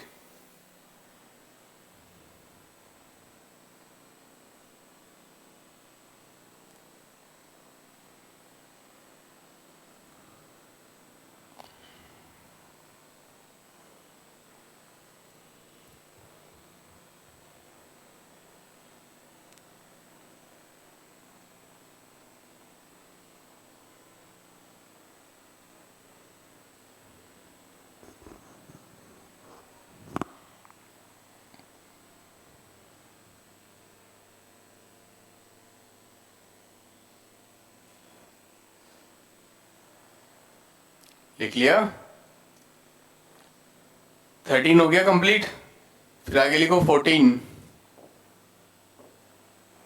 पुडुचेरी को भी किसका डोमिनेंस दिया गया है, यूनियन टेरिटरी का।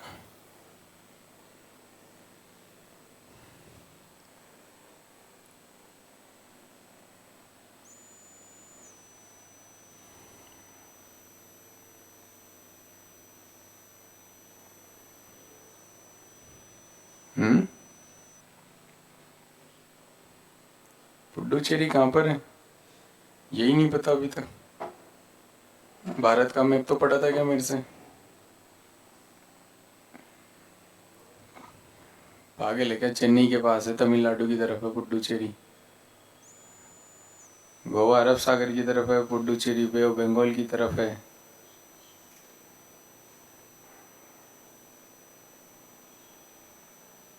लिखा 10th अमेंडमेंट के अंदर दादर और नागर हवेली, 12th के अंदर गोवा और दमन दीव, 13 के अंदर नागालैंड और 14 के अंदर बेटा पुडुचेरी। आगे बात समझ में। फिर आगे लिखो 18, पंजाब का भाषा के आधार पर पुनर्गठन किया गया। देखो पंजाब था, पंजाब के अंदर पहले इंक्लूड हुआ करता था हरियाणा, चंडीगढ़, हिमाचल प्रदेश और पंजाब। ये पूरे के पूरे एक ही सेक्शन हुआ करता था जिसको क्या नाम दिया गया था, पंजाब। फिर यहाँ पर जो लोग हिंदी बोलते हैं उनको कर दिया गया हरियाणा के अंदर, जो पहाड़ी बोलते हैं उनको कंसिडर कर दिया गया है हिमाचल प्रदेश में, जो पंजाबी बोलते हैं उनको प्रॉपर कहाँ पर रख दिया गया बेटा, पंजाब के अंदर रख दिया गया। और पंजाब की जो कैपिटल है वो कौन सी होने वाली है अपने पास, चंडीगढ़। लिख लो 18th कॉन्स्टिट्यूशनल अमेंडमेंट।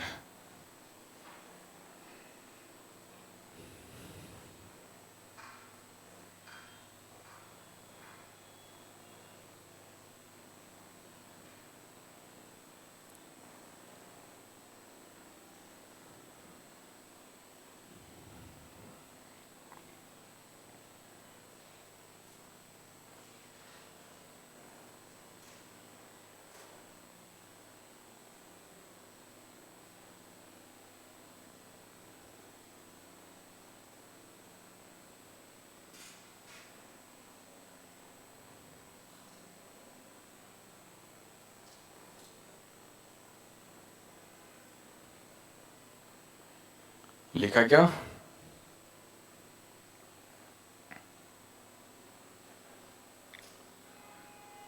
लिख लिया। अलग अलग लैंग्वेज के अकॉर्डिंग इनको क्या किया कर दिया गया है, अलग अलग इनका गठन कर दिया गया है। फिर आगे लिखो 21, टोटल पहले ओरिजिनल कॉन्स्टिट्यूशन के अंदर कितनी लैंग्वेज हुआ करती थी, 14, और अभी के टाइम प्रेजेंट टाइम में टोटल नंबर ऑफ लैंग्वेजेस कितनी है, 22। तो जो बाकी 8 जो लैंग्वेज है वो भी अमेंडमेंट के तहत क्या की गई है, ऐड। 15th नंबर पे जो लैंग्वेज ऐड की गई है वो की गई है बेटा सिंधी। और कौन सा अमेंडमेंट था ये, 21 नंबर का। अब लैंग्वेज वाले सारे एक साथ ही लिख लेना तुम लोग, नहीं ये लिखो यहां से 21 कौन से लैंग्वेज को ऐड किया गया है, सिंधी को 1967 के अंदर, फिर 71 में 3 लैंग्वेज और फिर 92 में 4 लैंग्वेज। बोडो, डोगरी, मैथिली और संथाली 2003 के अंदर 92nd कॉन्स्टिट्यूशनल अमेंडमेंट के तहत इनको क्या किया गया है, ऐड। क्या अंग्रेजी हमारे भारतीय संविधान की जो वर्तमान में 22 भाषाएं क्या उनमें शामिल है क्या? नहीं है।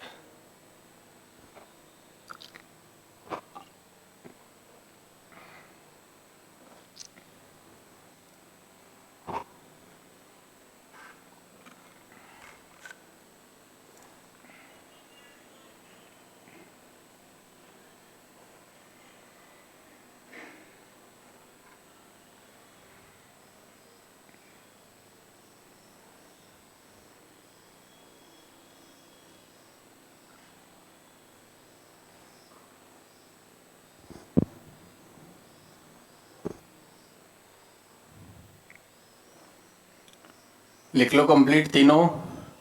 क्वेश्चन पूछ लिया जाएगा 92nd कॉन्स्टिट्यूशनल अमेंडमेंट में कौन सी भाषा को नहीं जोड़ा गया? 3 ऑप्शन इनमें से मिल जाएंगे और एक ही अलग ऑप्शन मिल जाएगा तुम्हें।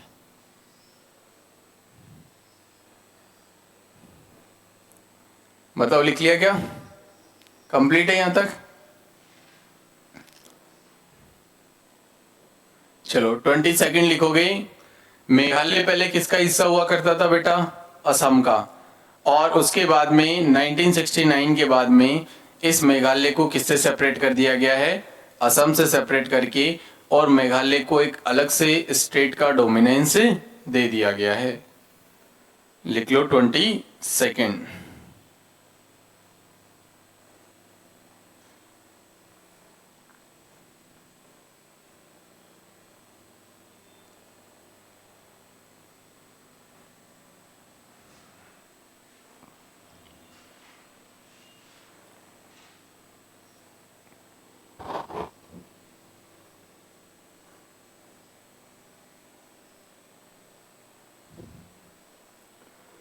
सिक्किम पहले अलग ही देश हुआ करता था, फिर उस सिक्किम को भी किसके अंदर एड ऑन कर लिया गया है? इंडिया के अंदर एज ए स्टेट के रूप में। कोई बता सकता है कौन से आर्टिकल के तहत हम लोग ये प्रोसीजर कर सकते हैं? Very good, article 2। मैंने बताया था आर्टिकल 2 और आर्टिकल 3 के बीच में मेजर डिफरेंस, कि अगर कोई चीज बाहर से अगर भारत के अंदर आ रही है तो कौन सा आर्टिकल फॉलो करेंगे अपन? आर्टिकल 2। कोई चीज जो ऑलरेडी भारत में है और उसी से फिर वो नया रूप बन रही है भारत के अंदर, तो वो कौन सा आर्टिकल? आर्टिकल 3। और फर्स्ट जो अपने पास पार्ट था वो किससे रिलेटेड था? स्टेट एंड यूनियन टेरिटरी से। लिखो 36 सिक्किम 1975।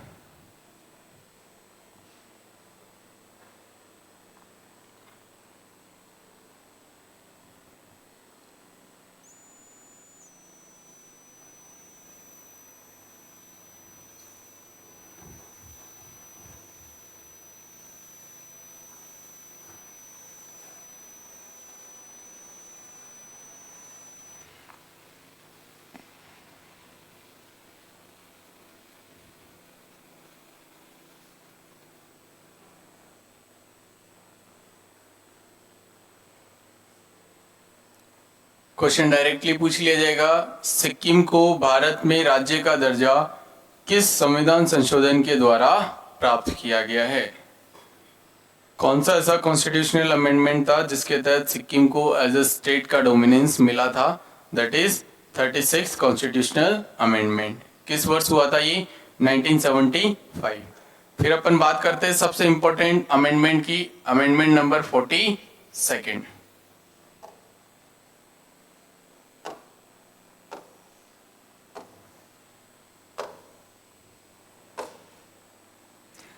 इसमें सबसे ज्यादा इंपॉर्टेंट चीज जो, और सबसे ज्यादा जो चीजें एड ऑन की गई है वो कौन से अमेंडमेंट के तहत एड ऑन की गई है?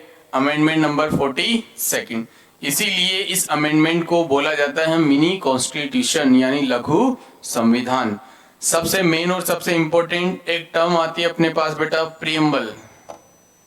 प्रियम्बल का मतलब होता है प्रस्तावना। और इस प्रस्तावना में अब तक कितनी बार अमेंडमेंट हो चुका है? सिर्फ और सिर्फ एक बार अमेंडमेंट हुआ है। इंडियन कॉन्स्टिट्यूशन के अंदर जो प्रियम्बल है, जो प्रस्तावना है, उसमें सिर्फ और सिर्फ अब तक कितनी बार संशोधन हुआ है? एक बार। और उस संशोधन में किया क्या गया था बेटा, 3 टर्म्स को ऐड किए गए थे, 3 शब्द थे उनको जोड़ा गया था। पहला समाजवाद, दूसरा पंथ निरपेक्ष और तीसरा एकता और अखंडता। इन तीनों शब्दों को प्रियम्बल के अंदर ऐड किया गया है। कौन से कॉन्स्टिट्यूशनल अमेंडमेंट के तहत? 42nd कॉन्स्टिट्यूशनल अमेंडमेंट 1976 के तहत। क्वेश्चन डायरेक्टली पूछ लिया जाएगा, कौन सा अमेंडमेंट है जिसको मिनी कॉन्स्टिट्यूशन के नाम से भी जाना जाता है? That is 42nd constitutional amendment. Note down करो। ये क्वेश्चन ऐसा भी पूछा जा सकता है कि इंडियन कॉन्स्टिट्यूशन के अंदर प्रियम्बल में अब तक कितनी बार अमेंडमेंट हुआ है? 1 बार हुआ है।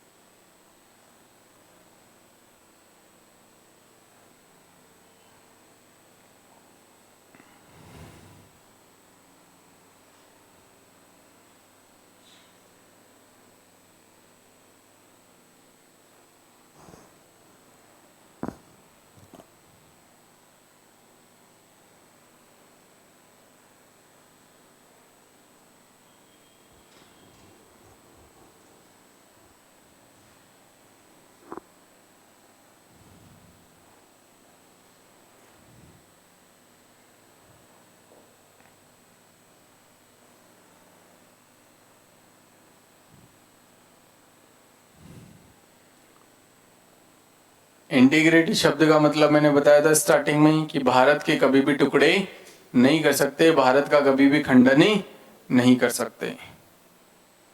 प्रस्तावना होता है पूरे के पूरे इंडियन कॉन्स्टिट्यूशन का एक ब्रीफ फॉर्म, एक शॉर्ट फॉर्म, कि अगर किसी व्यक्ति को अगर भारत के कॉन्स्टिट्यूशन के बारे में अगर कुछ चीजें जाननी है तो शॉर्ट में अगर किसी चीज को इंफॉर्मेशन इंडियन कॉन्स्टिट्यूशन के बारे में अगर प्राप्त करनी है तो वो क्या रीड करेगा? सबसे पहले प्रियम्बल।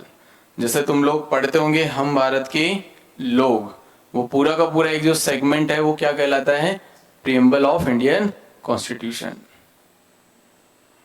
लिखा गया यहां पर सोशलिस्ट, सेक्युलर और यूनिटी एंड इंटीग्रिटी, ये 3 टर्म्स को जोड़ा गया है प्रियम्बल के अंदर। कौन सा अमेंडमेंट के तहत? 42nd constitutional amendment. बताओ, लिख लिया यहां तक? कंप्लीट है सबका? फिर अपन बात करते हैं नंबर ऑफ फंडामेंटल ड्यूटीज। यहां पर देखना,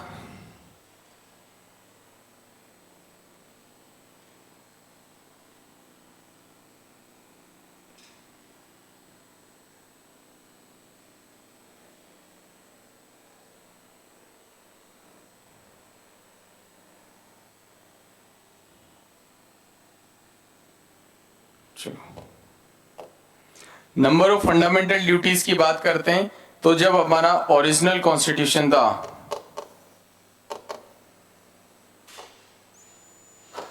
तब नंबर ऑफ फंडामेंटल ड्यूटीज की संख्या कितनी थी? 0। फिर 1942 यहां पर एक साथ बेटा कितने फंडामेंटल ड्यूटीज को एड ऑन किया गया है? 10। फिर अपन बात करते हैं और यहां पर कौन से फंडामेंटल ड्यूटीज को ऐड कर दिया गया है? 11th। तो मुझे बताओ अब तक भारत के कॉन्स्टिट्यूशन के अंदर टोटल कितने number of fundamental duties consider किए गए हैं? 11। टोटल कितने मौलिक कर्तव्य हैं हमारे भारत के संविधान में? 11 है। क्वेश्चन पूछ लिया जाएगा मूल संविधान में मौलिक कर्तव्यों की जो संख्या है बेटा वो संख्या कितनी हो जाएगी? 0। फिर एक साथ 10 जो फंडामेंटल ड्यूटीज ऐड की गई थी वो किसके तहत ऐड की गई है? 42nd कॉन्स्टिट्यूशनल अमेंडमेंट 1976 करोगे यहां पर।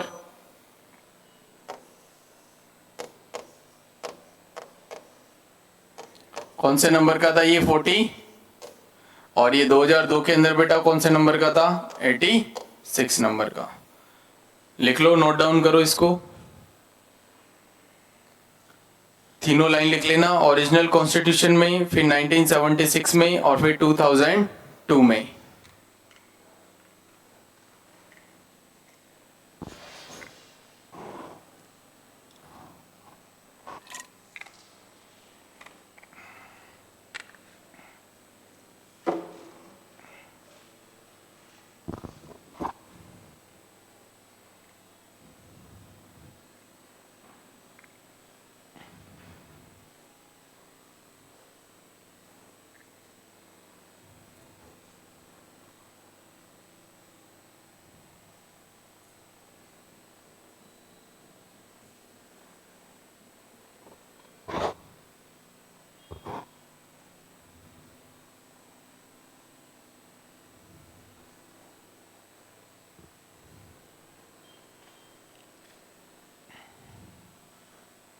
लिख लिया।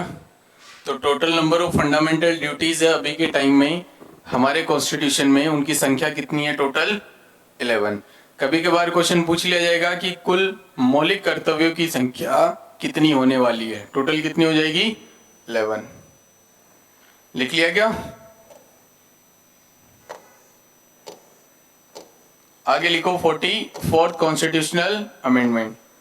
44वां संविधान संशोधन था, उसमें सबसे मेजर और सबसे इंपॉर्टेंट चीज जो कंसिडर की गई है, देखो जब हमारे देश के अंदर संविधान बनकर लागू किया गया था तब जो फंडामेंटल राइट्स हमें दिए गए थे, मौलिक जो अधिकार दिए गए थे बेटा, उनकी संख्या कितनी थी? 7। स्टार्टिंग के अंदर ओरिजिनल कॉन्स्टिट्यूशन में total number of fundamental rights कितने थे हमारे? 7। लेकिन अभी के टाइम हमारे पास फंडामेंटल राइट्स सिर्फ और सिर्फ कितने रह चुके हैं? 6। बताओ कितना कम हो चुका है? 1। और एक जो फंडामेंटल राइट्स जो कम हुआ है वो कौन सा हुआ है? राइट टू प्रॉपर्टी, संपत्ति का अधिकार। इस राइट टू प्रॉपर्टी को 44th कॉन्स्टिट्यूशनल अमेंडमेंट 1978 के तहत इसको हटा दिया गया है और इसको कौन से आर्टिकल में ऐड कर दिया गया है?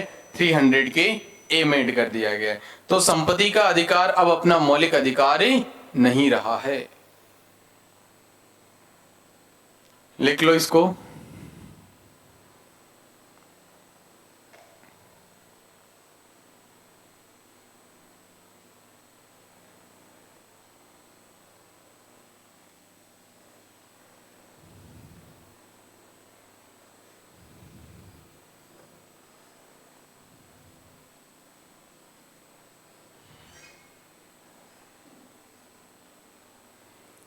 नाइनटीन 1978 याद रखोगे, क्वेश्चन ऐसे भी पूछ लिया जा सकता है 44th कॉन्स्टिट्यूशनल अमेंडमेंट किस वर्ष हुआ था? 1978 के अंदर। और क्या चीज हटाई गई थी यहां से? राइट टू प्रॉपर्टी, संपत्ति का अधिकार है वो हमसे हटा दिया गया था।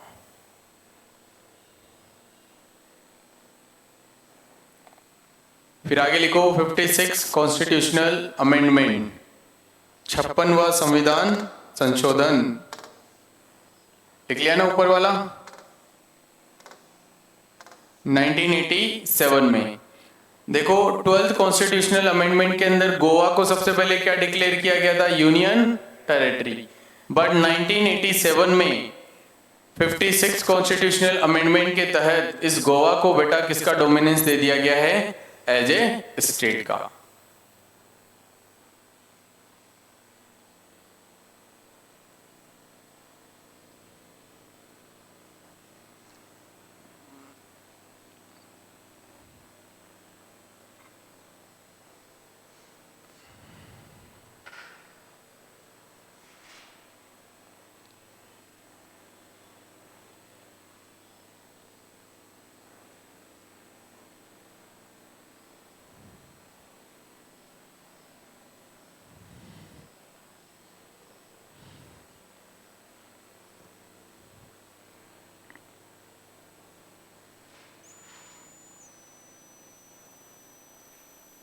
लिख लिया? तो गोवा पहले यूनियन टेरिटरी था, फिर बाद में 1987 के बाद में अब तक गोवा क्या बना हुआ है? एज ए स्टेट बना हुआ है। फिर लिखो 61 कॉन्स्टिट्यूशनल अमेंडमेंट। 61 के अंदर क्या चीज रखी गई है कि जो हम लोग वोटिंग करते हैं बेटा, पहले उसकी जो एज हुआ करती थी मिनिमम, वो कितनी हुआ करती थी? 21। और इस 21 से एज को घटाकर और कितने ईयर कर दिया गया है? 18। लिख लो मतदाता सूची की जो उम्र है वो 21 से घटाकर कितनी कर दी गई है? 18।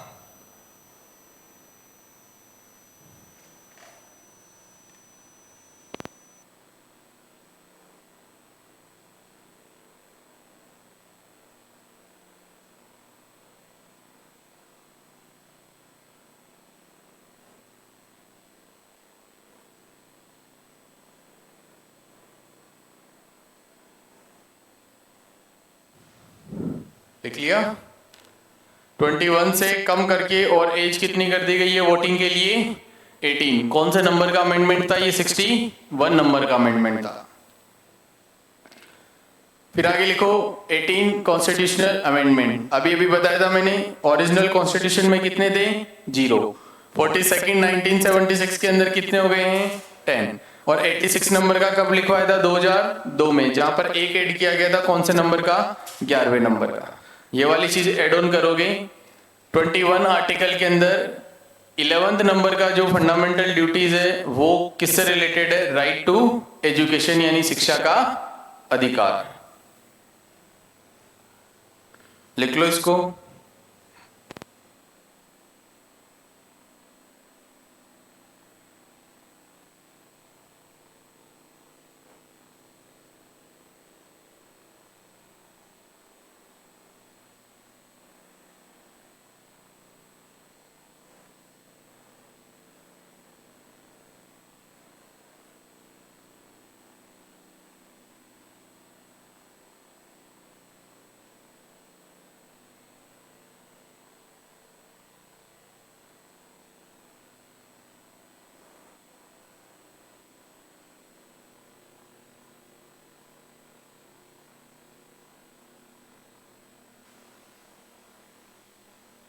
कंप्लीट है 86 नंबर का।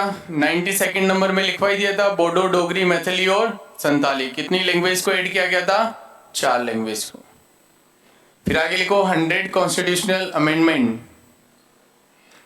भारत और भारत का पड़ोसी देश कौन सा? बांग्लादेश। और दोनों के बीच में कुछ भूमि को लेकर, लेन देन को लेकर और क्या किया गया है? अमेंडमेंट किया गया है। नोट डाउन करो 100 कॉन्स्टिट्यूशनल अमेंडमेंट 2015।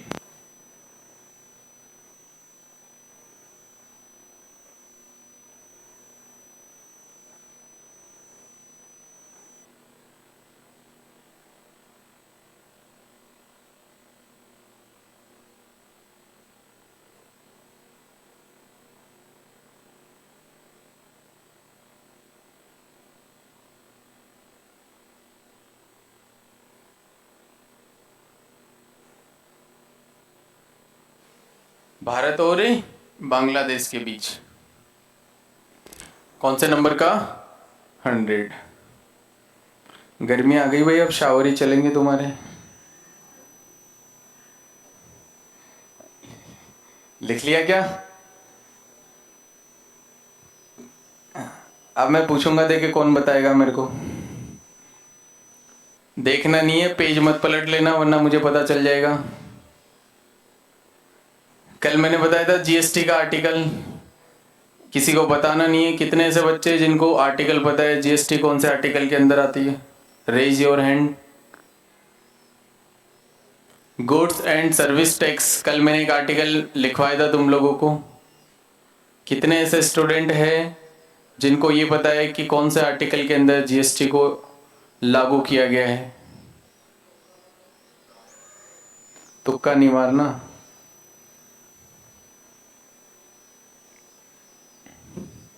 तुक्के मारता मारता तो इतना बड़ा हो गया तू, अब तो समझदारी से काम ले भाई। देख रहे हो अपनी हालत।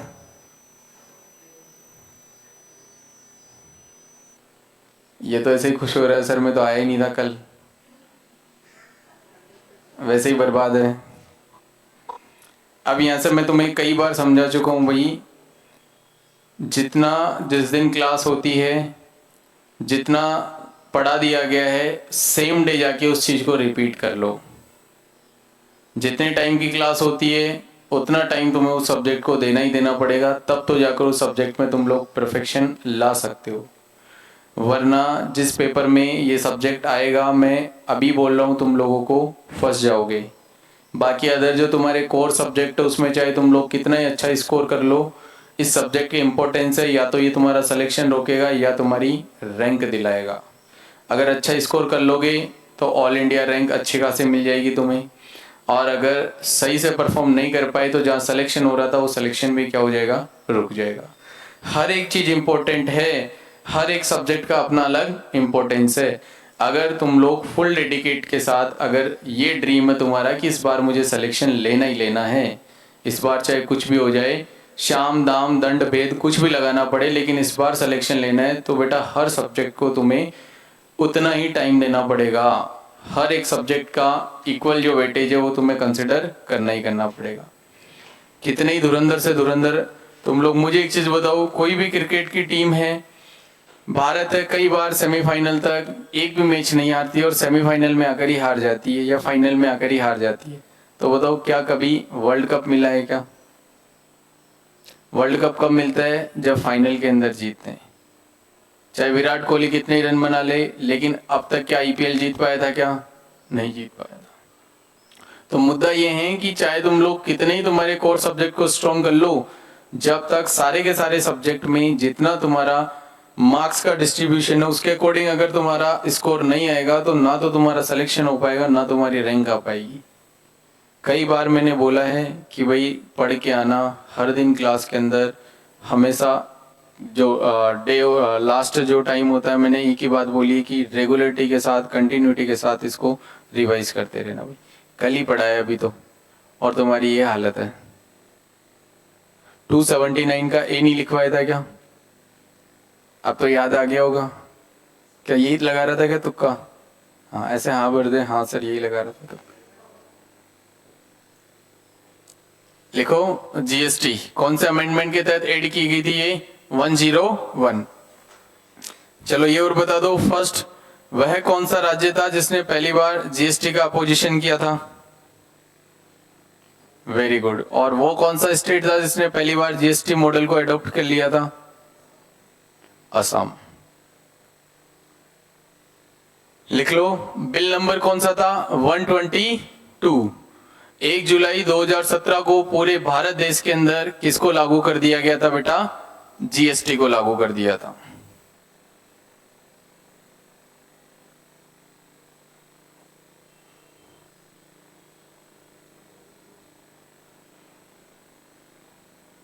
जीएसटी नहीं बढ़ती जा रही बेटा, तुम ही गरीब होते जा रहे हो।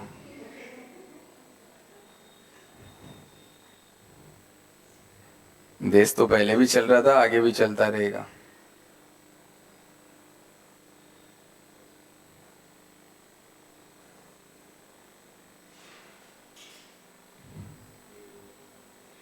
लिख लिया? लिखा क्या? 101। डायरेक्टली क्वेश्चन पूछ लिया जाएगा, जीएसटी को किस संविधान संशोधन के तहत जोड़ा गया है? Constitution amendment number 101। फिर आगे लिखो 102। राष्ट्रीय पिछड़ा वर्ग आयोग ओबीसी, अब तक जो सेंसस होती थी उसके अंदर किस किस को इंक्लूड करते थे अपन? एससी को और एसटी को। National commission for backward class, ये ऐड कर लिया गया है 102 के अंदर। अब यहां से एक और क्वेश्चन पूछूंगा मैंने। कल मैंने एक आर्टिकल लिखवाया था 338 का ए और 338 का बी। कितने बच्चों को पता है? Raise your hand. एक बस। हाँ तुम बताओ 338 का ए और 338 में और 338 का बी। Very good. लिखो amendment number 102, national commission for backward class.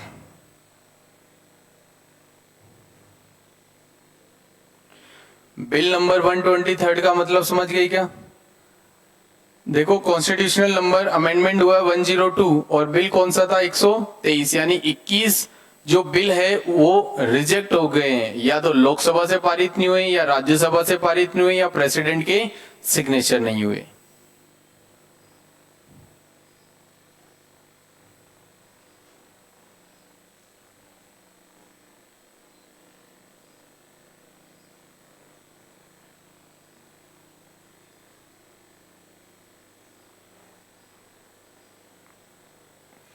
लिख लिया 102। फिर आगे लिखो 103।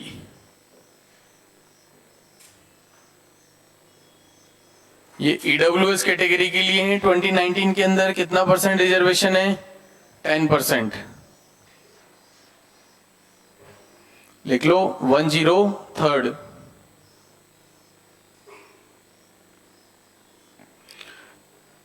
टेन परसेंट रिजर्वेशन है वो ईडब्ल्यूएस कैटेगरी के लिए है। 102 के अंदर ओबीसी के लिए आया था, 101 जीएसटी के लिए, हाँ तुम बताओ, आगे आगे 100 कॉन्स्टिट्यूशनल अमेंडमेंट किससे रिलेटेड था?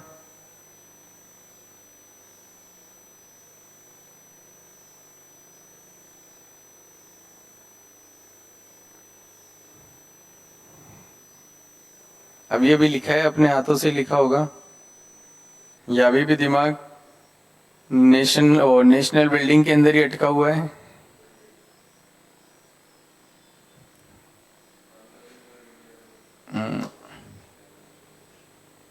लिख लिया 103। अब वापस से पूछूंगा मैं, कल 4 आर्टिकल लिखवाए थे मैंने, 330, 332, 331 और 333। अब अगर कल वाली क्लास अगर पूरी याद होती तो आज वाली क्लास में इतनी ज्यादा दिक्कत नहीं आती भाई। बताओ चारों आर्टिकल किसको याद है? 330, 331, 332 और 333 लोअर हाउस से रिलेटेड है। लोअर हाउस से जाने कितने सारे आर्टिकल रिलेटेड है भाई। मुद्दा क्या है 330 का, वो बताओ मुझे।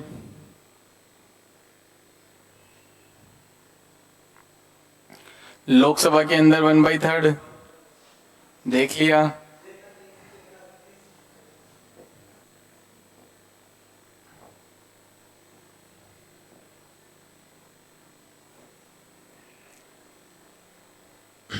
इसको छोड़ो। 105 के अंदर लिखना, अब तक जो सेंसस हुआ करती थी उसमें ओबीसी की कभी भी लिस्ट नहीं बनाई जाती थी। इस बार 105 के बाद में जो सेंसस होगी उसमें कौन सी लिस्ट बनाई जाएगी? ओबीसी लिस्ट भी बनाई जाएगी।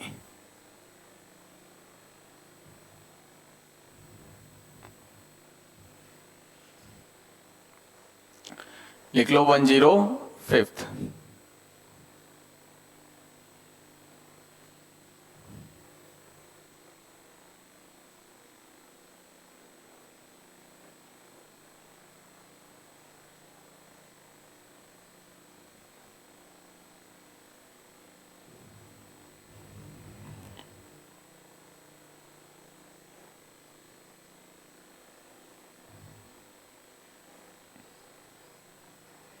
टोटल कितने अमेंडमेंट हो चुके हैं अब तक इंडियन कॉन्स्टिट्यूशन में? 107।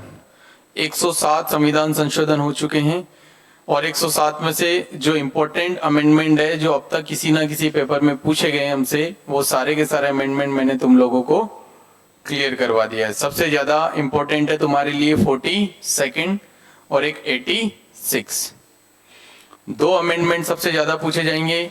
एक स्केड्यूल वाले चारों के चारों अमेंडमेंट तुम लोगों से पूछ लिया जाएगा, 9, 10, 11 और स्केड्यूल।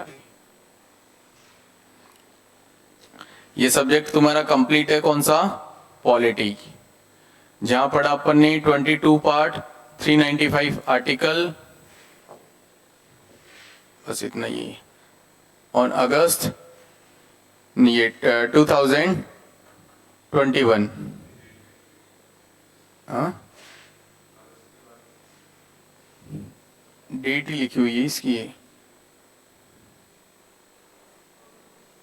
हाँ 21, 24 नहीं 21। अब देखो तुम्हारा स्टैटिक जीके वाला सेक्शन है वो मैंने कंप्लीट करवा दिया था। इंडियन ज्योग्राफी वाला है वो तुम्हारा कंप्लीट हो चुका है। इंडियन पॉलिटी वाला सेक्शन है वो तुम्हारा कंप्लीट हो चुका है। अब तुम्हारे 2 मेजर पार्ट और बचते हैं। एक बचता है तुम्हारा इंडियन हिस्ट्री का और एक बचता है तुम्हारा इकोनॉमिक्स वाला सेक्शन। तो ये जो मेजर जो अपने पास 5 पिलर हुआ करते थे इस सब्जेक्ट के, उनमें से 3 कंप्लीट हो चुके हैं। अब सिर्फ और सिर्फ कितने बचे तुम्हारे? 2।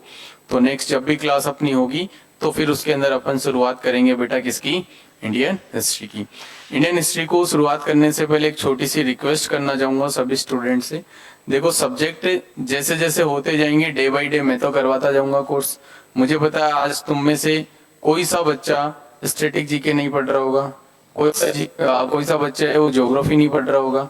खैर इन 2 सब्जेक्ट की तो बहुत पुरानी बात हो गई, तुमने तो जो कल पढ़ाया था उसको भी नहीं पढ़ा है। तो मुद्दा ये है थोड़ा थोड़ा पढ़ना स्टार्ट करो, आधा घंटा 1 घंटा फिक्स करो अपने टाइम टेबल के अंदर कि ये 1 घंटा चाहे कुछ भी हो जाए, मुझे 1 घंटा मुझे सब्जेक्ट को देना ही देना है। स्टार्टिंग से शुरुआत करो, धीरे धीरे कम पढ़ो लेकिन रेगुलर पढ़ो। 30 दिन में अगर 1 घंटे भी पढ़ोगे तुम लोग तो 1 महीने में तुम्हारे 30 घंटे हो जाएंगी, और 30 घंटों में बहुत सारा आउटपुट है वो तुम लोग ही निकाल पाओगे। बजाय इसके कि 1 घंटे में 1 दिन में मैं 5 घंटे लेके जीके पढ़ लूंगा, उसका कोई मतलब नहीं है। धीरे धीरे सब्जेक्ट कंप्लीट होते जाएंगे। 2 सब्जेक्ट अपने मेजर और बचे हैं, इंडियन हिस्ट्री और इकोनॉमिक्स। सबसे पहले अपन स्टार्ट करेंगे किसको? इंडियन हिस्ट्री को।